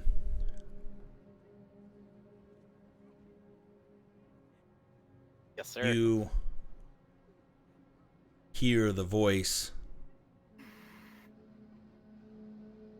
Use the horses. I'll cover the sound for you. And you can see dark clouds rolling in and the sound of thunder getting more and more prevalent, closer, louder. You can see strikes of lightning off in the distance, and directly above the Wizard of Wine's building, the winery, you can see a small funnel starting to form as winds are really kicking up, and it is becoming pretty loud.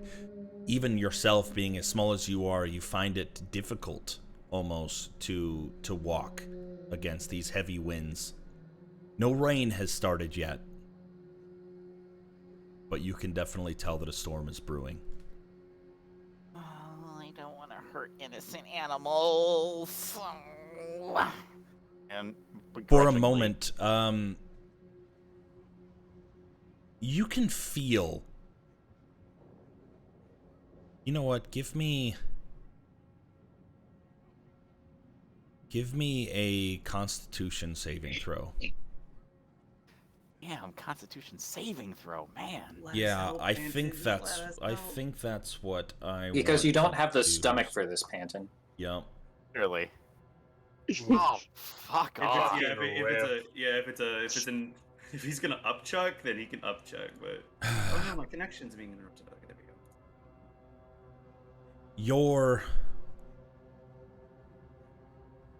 Your will to do these things is overridden by the demand from the dark entity as you feel your body being compelled to walk towards the front. And all of a sudden, and this all depends on how much you resist this entity kind of controlling your body. Do you resist at all? Very, very weakly. Like, Okay. if I feel the will, like, it's like, all right. It's one of those things where you don't know what it's going to have you do, so every action almost feels like a surprise. And as you get right in front of the winery, in the dirt in front, kind of scattered amongst all of the needle blights that were killed before, you drop to your knees and you feel your arm reaching for the dagger at your belt, and you carefully begin drawing 5 stick figures in the dirt, and above it just a swirl, just constantly swirling your dagger into the ground, mimicking the clouds, the funnel that's happening above the winery. It is time. And you stand up, walking over towards the barn, and you can feel the wind really kicking in, and the thunder, the lightning, even the rain starting to come down. As you open up the doors, you can see the 2 horses, and they are neighing. They are frantic with your presence, sensing something else, and you are able to grab the lead, and you're pulling on it with a strength that you know that your body does not possess. And as you drag it over to the newly created drawing, you hear a thunderous roar of thunder as your arm jerks up and just cuts the throat of this beast, and the blood just sprays all over the drawing that you had, and it comes down in a perfect form to show almost like a rain coming from the cloud that you had drawn over the bodies of the stick figures drawn below.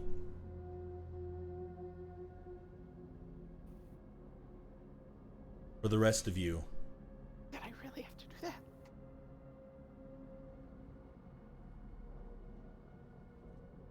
as you cut open the throat, and it happens, the tension of the dark entity does release you.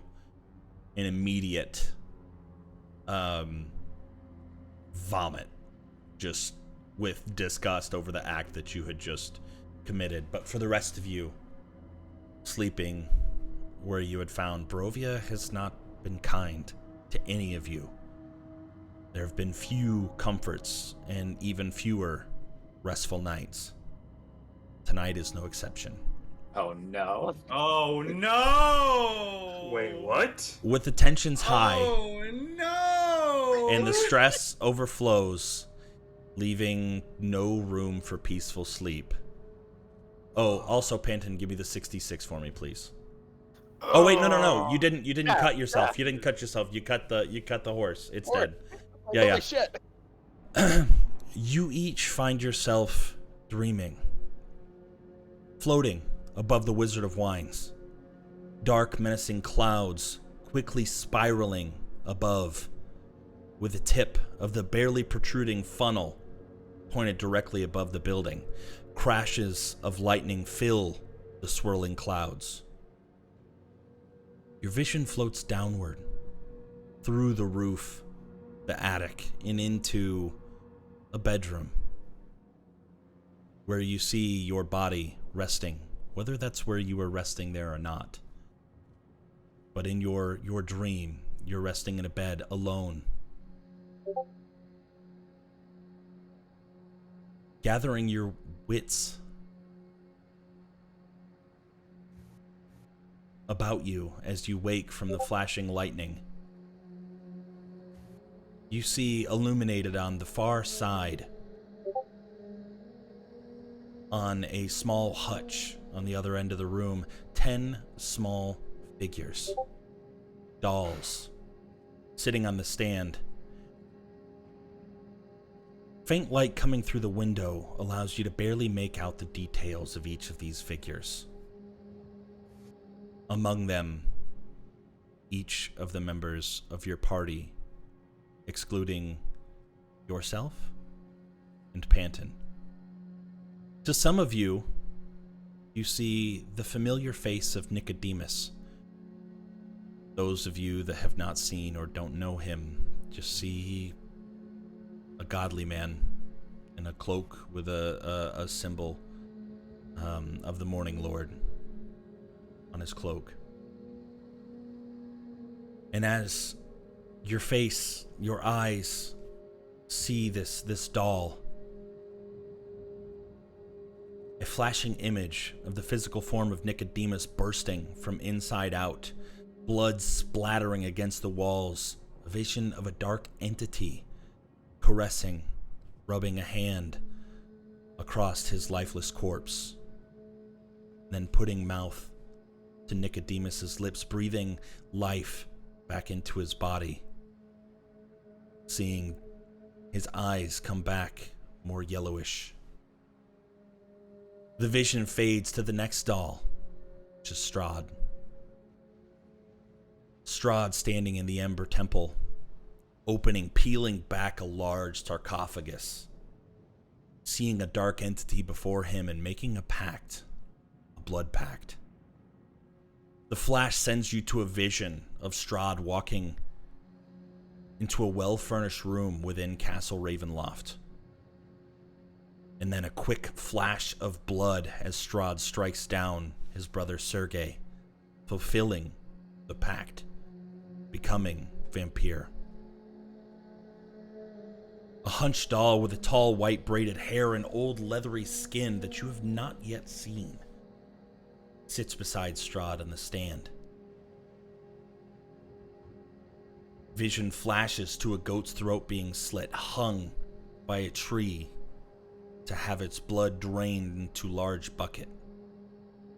And then again you see another goat's throat, the bloodletting, until you see all of these buckets, one by one, being poured into a large bathtub until it flashes to this old woman's face. And you can hear a single phrase being uttered from her lips. Come to me.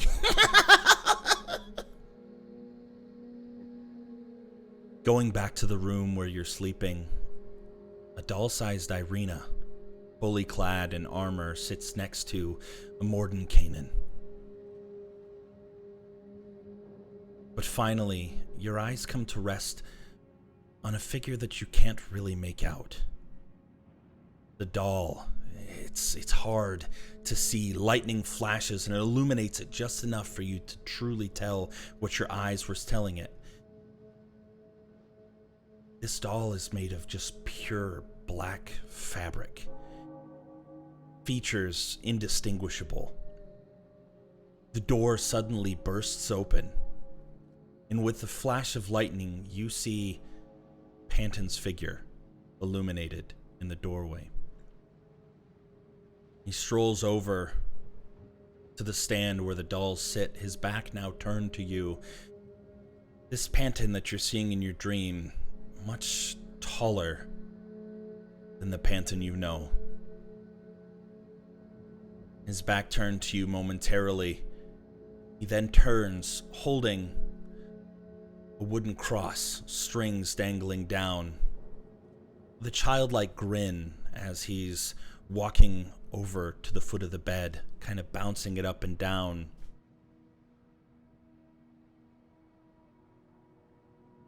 And as he gets closer to the bed at the foot, he raises the wooden cross high.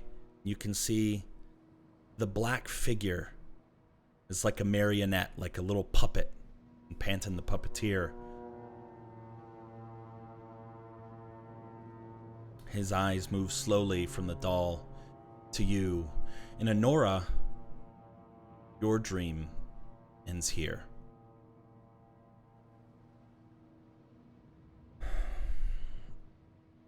The rest of you, excluding Asterius,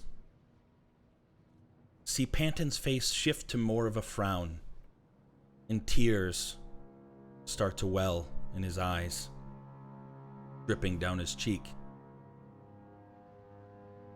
Why am I always the outcast? I thought I could trust you.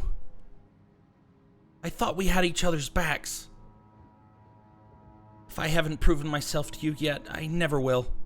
And you see Panton's eyes fill with dark purple necrotic energy as you start to see his veins in his forearm blacken as this energy starts to consume him, and as his body just begins to fill and swell, he whimpers, "Tell Honora she tried her best." And this energy explodes, filling the room with a bright light. And your dream ends there. Asterius. Your dream resumes as Panton plops the doll at the foot of the bed, the childlike grin fading to a menacing scowl.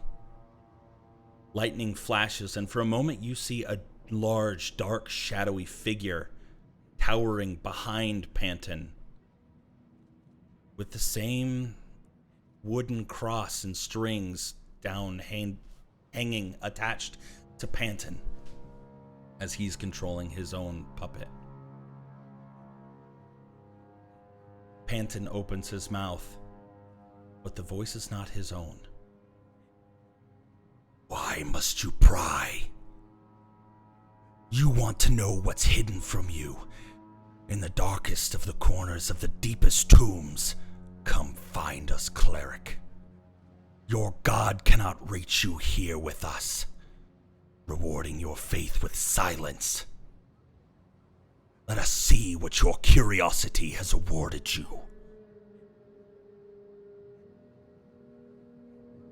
Just then, bursting through the door again, a figure clad in armor from head to toe swings a mighty sword that cuts the strings of the dark entity attached to Panton and severs the shadow in two. The night then grows still. The armor-clad figure kneels down next to your bed, raises his visor of his helm, exposing an eye on the outside of his gauntlet. After he raises his visor, peering into his helm, it's still dark, shadowy, you see no face. The voice whispers, "The dark powers have grown too strong here. Outside God's power grows too weak. Let us vanquish these dark forces for good.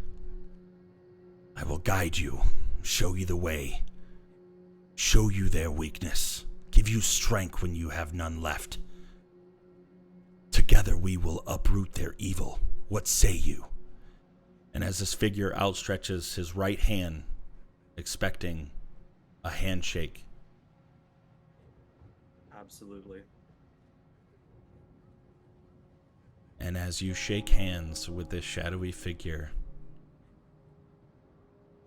the armor dissolves. And you hear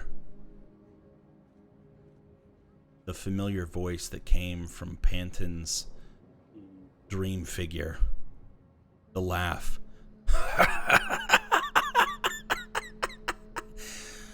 I told you that your gods could not reach you here, yet you still had faith. Let me show you what you have won. I need you to make a charisma saving throw. Sure thing. Ooh, I'm good at those. 15.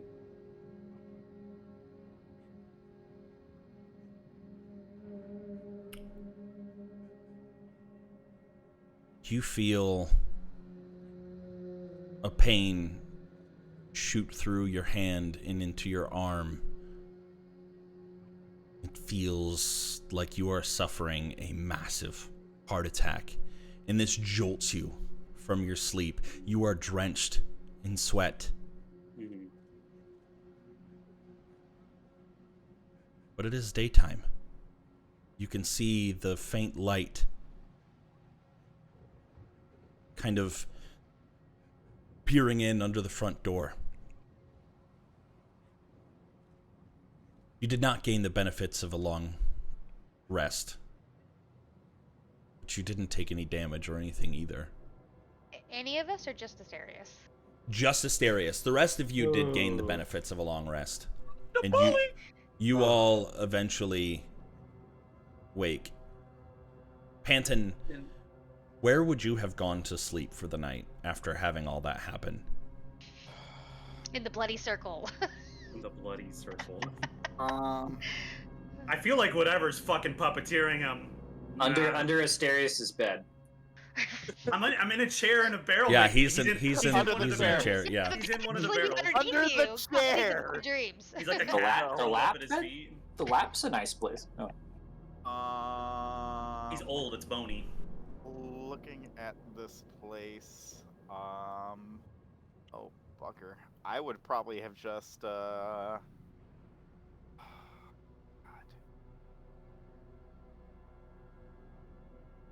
Quick question. You can roll your Probably. back out on those barrels. I want to give a Rock. quick question as well. Yeah, you're but fine. Go ahead. Oh, Probably the back door, honestly, with the wine bottles and everything. Oh, the glass blowers. Yeah, just wanting to be far away from everybody. Okay. Ooh, that would have been a nice frame, but that's fine. Yeah. You're able to do so.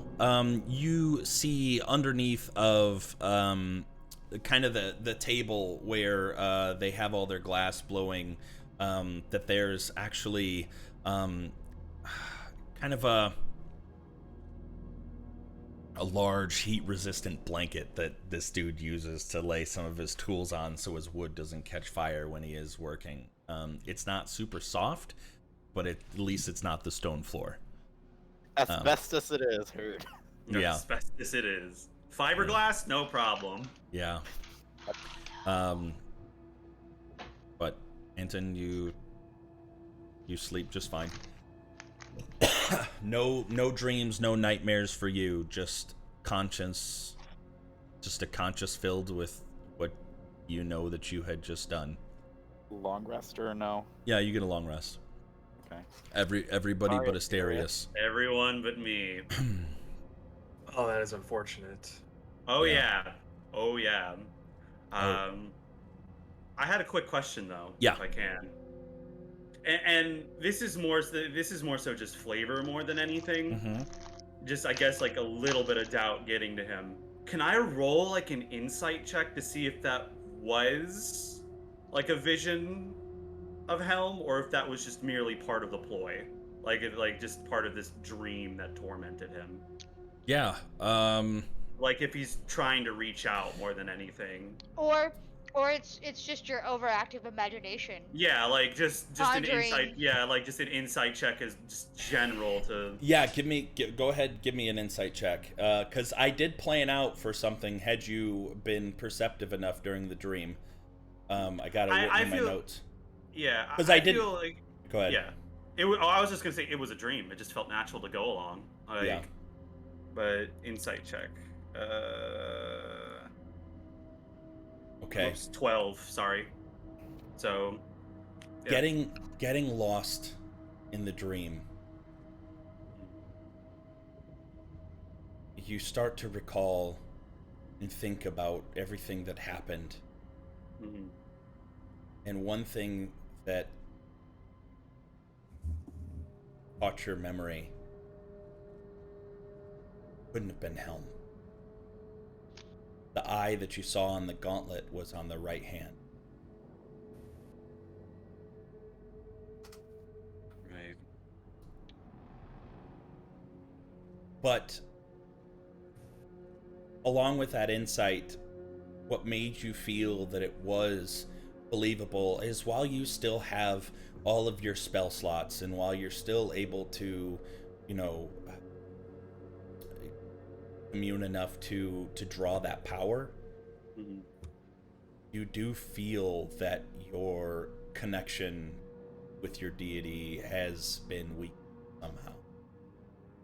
whether it's through any sort of morning prayers that you do, or just even prayers in battle where normally you would hear a quiet response, or even a valorant cheer in your efforts. You haven't heard those since you've been here. Spells still work, everything still works, but that extra connection that you know that you had hasn't been here, and that's what led to the believability of it. So that much just at least to get something back. Yeah. I feel like as he like jolts awake in that just cold sweat, pain in his arm, there's just a moment as he just glances over to like his holy symbol and everything else, his armor,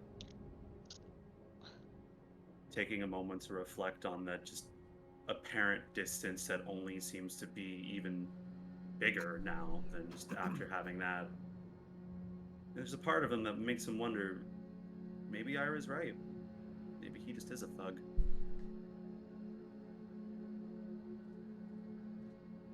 I don't think did I ever say that out Well, loud? I think implication-wise, or at least if not Ira, then just like maybe he thinks back to his life and is like, maybe without him he is just nothing more than a thug.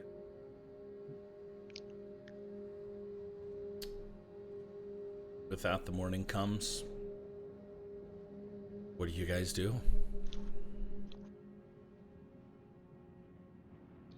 So we had decided what our next move was, right? No. I don't think we have yet. Not no. fully yet, no. But You guys same were time, still there's a debating. messenger coming. There's a Yes. messenger coming, so Asterius would... So yeah, probably just get up and essentially- go and have breakfast and wait for that. I don't think Asterius is going to show up for breakfast. I think he's just going to wait out front. Not even in like his armor or anything. Like that was harrowing enough. As you step out front, Asterius, you are greeted with a gruesome picture. Oh god. You don't Oh see. god, you're right! You don't see. It had rained, so the drawings are Drawing is the gone, etches wait. are no longer there. But you do see a horse, throat cut, blood just spewed, just pooled all around it, now soaking, staining into the earth. But already the scent of death is the first thing that you smell in the morning. Well, Could have been the druids, though. You don't know. They were here. true, but it's enough for him to eventually go up to breakfast, and he looks visibly haggard. He looks like shit. More so than usual. More so than usual, yeah, because he has a level of exhaustion now, I imagine. Does he? I think he does, maybe. Yeah. I don't know. That's the level of Yep. exhaustion. Just opens the door, just wearing more casual clothes than anything, but says, "There's been an emergency happening at the front. Emergency? Something happened in the night." Well, then Honora will get up hurriedly and go with Asterius. As they're walking along, he'll explain, one of the horse's throats have been slit. I didn't want to investigate or anything like that without you all there. And Davian, kind of preparing what little food that he has, nothing more than just a soup with random vegetables that he had growing in the back. One of the horses have been killed, you said. Come. Now, I'm sorry, is like everyone there, or is it just Honora? I assumed everyone was there, but just Yeah, whoever's I mean, really there. I just want to make sure. Yeah. Honora's You there guys, did with you guys get up and go to anybody that- breakfast after yeah. that dream? Anybody that wants to get up and be at breakfast or kind of congregating in that room would be there. Panton, are you going to be there yet? I'm feeling kind of peckish because I really didn't eat last night, so. Are you going with, or are you just staying for breakfast? Oh, no. Oh, Anderson's going Because of with. an emergency, yeah. Yeah. Yeah. Temperance? Ira? Iris. Yeah, if everyone's going, Temperance will go. She's really excited for breakfast, though. Fine. Yeah, but this way we get meat. Oh God. Yikes! Dude, horse meat. Yikes. I've yet to try Rained horse. on horse meat. The rain didn't do anything to it. That's hide. Wet meat. I guess maybe a That little bit. sounds like That's somebody's okay. never had. Let's leave the details to the medicine check Asterius is gonna have to make here soon. I don't know. I don't think Ira. I think Ira's too antsy around the amulet. But I think if he sees everybody going, I don't even know if he would have joined everybody for breakfast. But if he like hears people like kind of getting up and like going out and catching some of that side talk, then I guess he'll follow.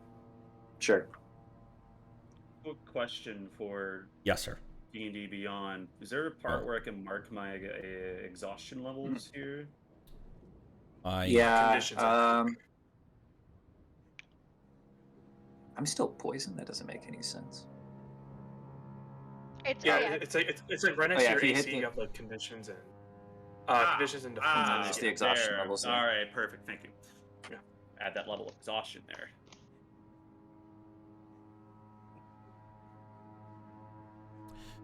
So you make your way out front.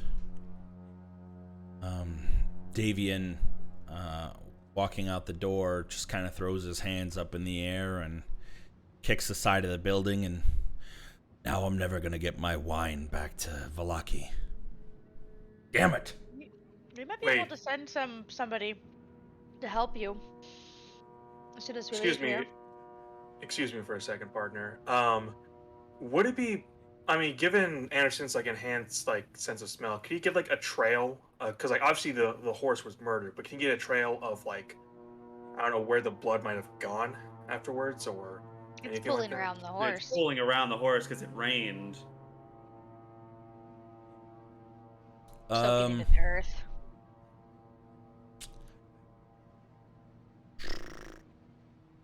I mean, standing right there, the smell of death probably consumes your senses.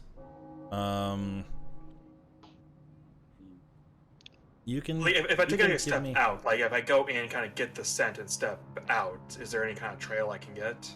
Yeah, go ahead and give me a perception check with advantage because you're using your scent. Sure thing. Panton, I imagine you prestidigitated the blood, any blood that was on you off. Yeah, definitely, of course. That's your staple. If you didn't, someone sure did. Yeah, Um, wouldn't go to bed bloody. For sake of at least for what Asterius knows, can I roll? Obviously, I guess with disadvantage because exhaustion, but a medicine check to determine the cause of death, like what weapon was used, like how Yeah. long ago in the night it was. Yeah, go ahead. Oh, wait, it's also with skill checks you roll a disadvantage, or it's just ability checks, or it's both? Well, ability checks are skill checks, Is- hon. yeah, ability checks are skill checks. So I should have rolled some of that with disadvantage. I rolled Why? a Pretty couple sure. without, Let me. because I was exhausted When? That's right. since leaving the Mordenkainen's mansion. Yeah, but you had it a day on a carpet to rest. Yeah. First level exhaustion, disability. Oh, sorry, not disability. Disadvantage on Oh. ability checks. And Would that have gone away if I had rested on the carpet? I mean, I Travel. think it's a day to get here, so I assume. Okay. Yeah. DM's blunder if I missed it. No biggie. Well, me too. I thought it was. Yeah. Okay. Because I remember, like, we talked about attacks, and Mhm. you guys said I was fine attacking. Attacks are third level exhaustion. Yeah. Okay. Okay, go ahead and roll your. He did. That's Anderson. Oh, that's did the perception, the medicine or whatever you planned on rolling for the cause of death. Ooh, internet lagged out right there. Sorry, I heard DM then something. Can you repeat what you said there? Oh, Sorry. no, you're fine. I was just saying, go ahead and roll your Medicine? your medicine check for. Cool. And this will be with disadvantage. Here we go. Let me roll again. Ooh, okay. Well, Wow. not the worst thing, I guess. Yeah.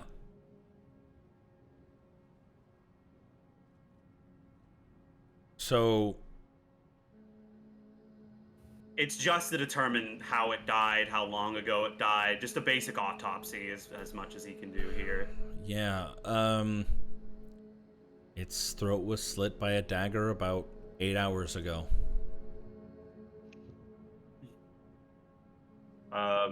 Is anyone there with him as he's doing this here, or I guess Since more you so, had called everybody out there, I think everybody's kind of right there as you're kneeled down next to him.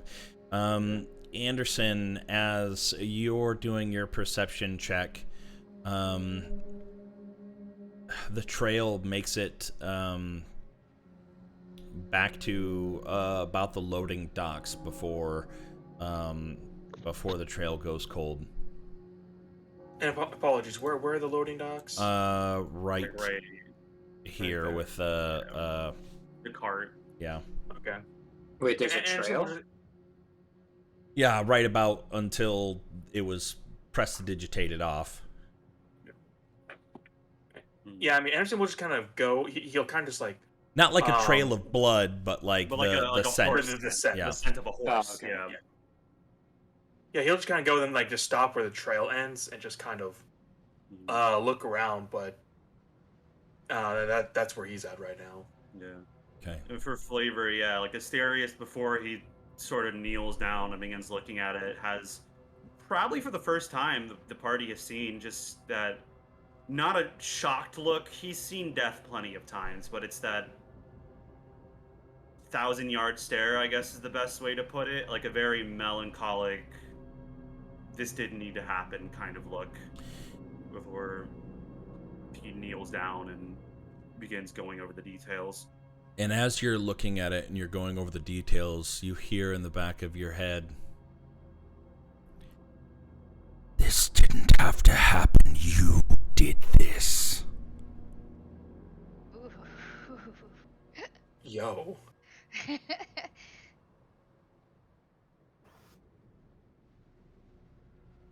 Whoever's like closest to him, he'll point towards the neck. You see the laceration here. This was clean cut. This was caused by a blade. Was it an animal that caused it? It was a weapon. You think the druids came back in the night? Possible. Could look for tracks. Apparently, it's range, so it might be hard to find, but there's a possibility. Well, tracks go Oh, cold. And I'll turn to Dave. It's Davy, right? Or Davian, or whatever his name is. Davian, yeah. Davian, I'll turn to him and be like, do you guys get attacked by those druids a lot? Yes, all the time.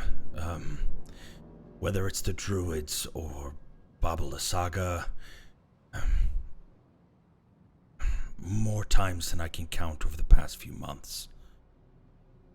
And almost kind of on cue, you can see a raven darting in from the sky, just making a straight line directly towards you guys in the circle, and mid-flight, about 6 feet into the air, just kind of transforms into its human and kind of in a hurried pace just lands and kind of maintains that same speed.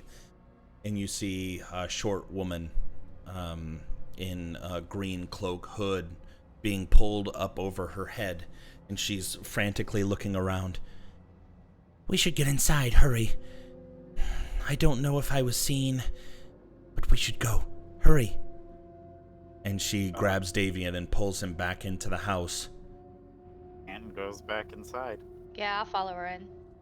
And she looks back at the horse kind of last minute. And, "What happened here?"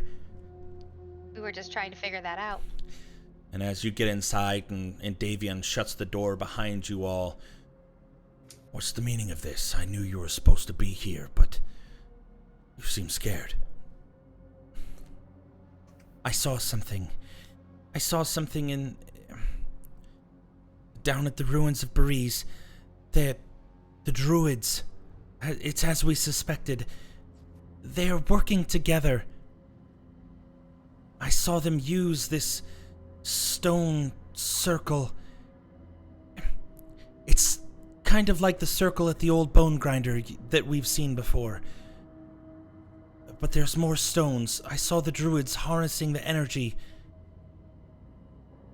Honora's gonna perk up and be like, the old bone grinder. We cleaned that place out. What do you mean, the stones? There's stones around back. They have power. And she looks at you, raising your hand. And have you seen them? Yes, they resonate with certain elemental magic, right? We couldn't really figure them out, but I figured they were for crops or something. Is that the kind of stones that you're looking for? I'm not looking for... No, the stone... What is he talking about, Davian? I think he's saying the stones that we've lost. And no, that's not the ones that we're looking for. The stones that we have are much smaller, gem-sized, more like the size of fist. Okay. The stones that the druids were using, like the ones at the old bone grinder, the ability to use those has been lost through the ages. I feel like only the druids or people that have been around for that long still know how to harness that energy, and I saw it. They were capturing the power. Beams of green light were shooting from each of the pillars, the stones, into this gem. There was a transaction, something that was happening going on between Baba Lasaka and the druids. And the druids left shortly after. I felt like one of the druids saw me as I was leaving, but I couldn't be sure. They shortly after took wild shape, and I tried to stay low as long as I could, but I'm sure they're on their way back to Yesterhill.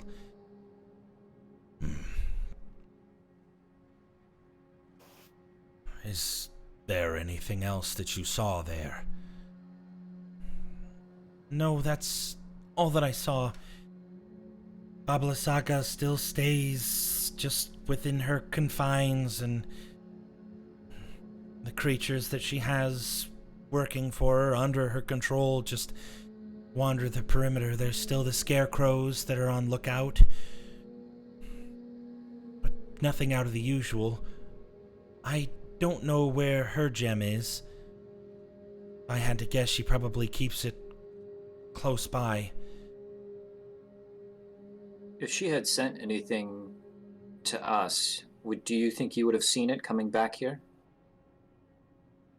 You mean forces coming to attack?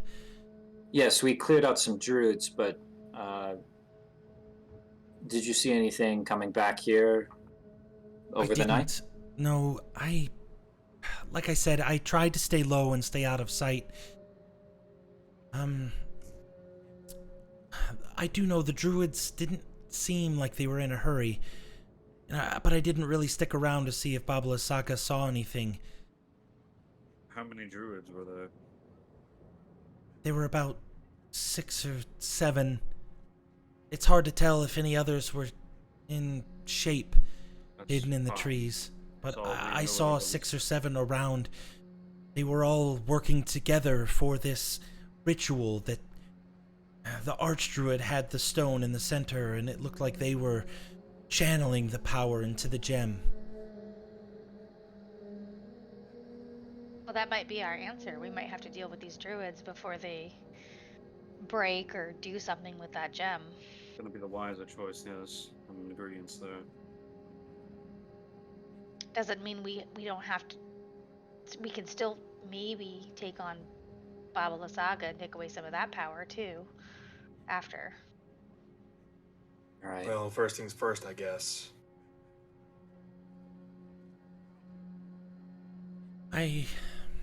Hello, we're wanderers, I guess. We're strangers in Barovia. Sorry to take advantage of your hospitality. We are here to help.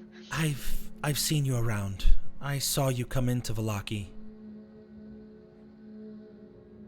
I know who you are, you don't know who I am, so I suppose it is me that needs the introductions. I'm Muriel. And she reaches out a very small, bony hand. I hope that you're not the one that Honora took a pot shot at on our way into town. Hey, I didn't know that they were people. What a convenient excuse. Ira. Well, thankfully she didn't hit him, I'll take her hand. possibly. It's okay. You're not the first person that's. There are real ravens here in Barovia. They're They're not They're all not- people. So They're not all sorry people. if that was you. It's- Oh my god, I'm gonna feel like it was horrible. not me. It was. Now that I think of it, I haven't seen him around in a while. I don't think you did any I didn't permanent hit damage. anybody. Yeah, you did. Did I? Yeah. Yeah. Yeah, you absolutely did. After watching that episode, yeah. Yeah, you absolutely hit It's been somebody. so long. I forgot. Yeah, in my mind, I was debating on whether or not giving a tell earlier about having somebody come in with like a sling and like a bandage and some things for, Just to make me feel guilty. but like to lead for a I mean, breadcrumb to know that there were were-ravens. But Yeah. no, yeah, you haven't seen that person yet. Not a main character, but it, Getting motion sickness over here, Temperance. Sorry. I'm digging the I have to check vine. if my phone is charging or not. Well, We just keep flipping it for you. how long is the travel to this druid circle? for them, probably. Oh, from here, you mean? Yeah. It's probably no more than a half day's travel. Via air, of course. If you're going by land, it'll take a little bit longer. Oh no, we can go by air. We're also were-ravens. That's not. No, we're not. Has he initiated you? No, wait. Not wait. yet. That's an option? What? That was an option. It's not really something. It's not something we do for anyone. It's a complicated understand. process, and there's no turning back. We have a flying carpet. That's all. I Oh. feel like there's a moment where it's hard to tell if Asterius is joking or not. Will it make my eye work again? No, your Then it your doesn't- it wounds doesn't stay bother. with you. Trust me. You'd have wings and legs, though, right? I'm afraid Believe I me, probably you have a know- bum wing as well. You all do not want to be aware of anything. Take my word for it. But Anderson. Never mind. Never mind. Before we start comparing pots to kettles, let's get back to the conversation that's at hand. There's we commute back and forth. I'm one of the scouts, and I do know that I have seen the druids working on something at the top of their hill. There's this large wooden figure that they have been assembling. It has humanoid resemblance. I don't know what it's to be, but it's possible that they are somehow harnessing that power to animate this figure.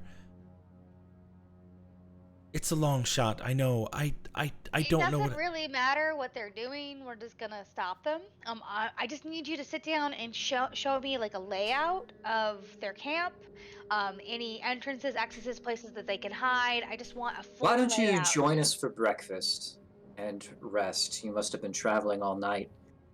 But all the information we can get on advantages and disadvantages of the location will help us stop them. Estimated number We of also- weaponry, possible assets. Well, I can't speak for everyone, but I at least did not get a restful night's peace. Restful, yes. You wouldn't be the only one. They're Really? hard to come by. I've been pretty alright for the most part, besides staying up all night the other day. But,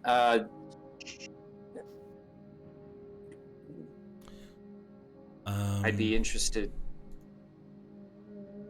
Give me a second. Just feel like we need to make a move sooner rather than later.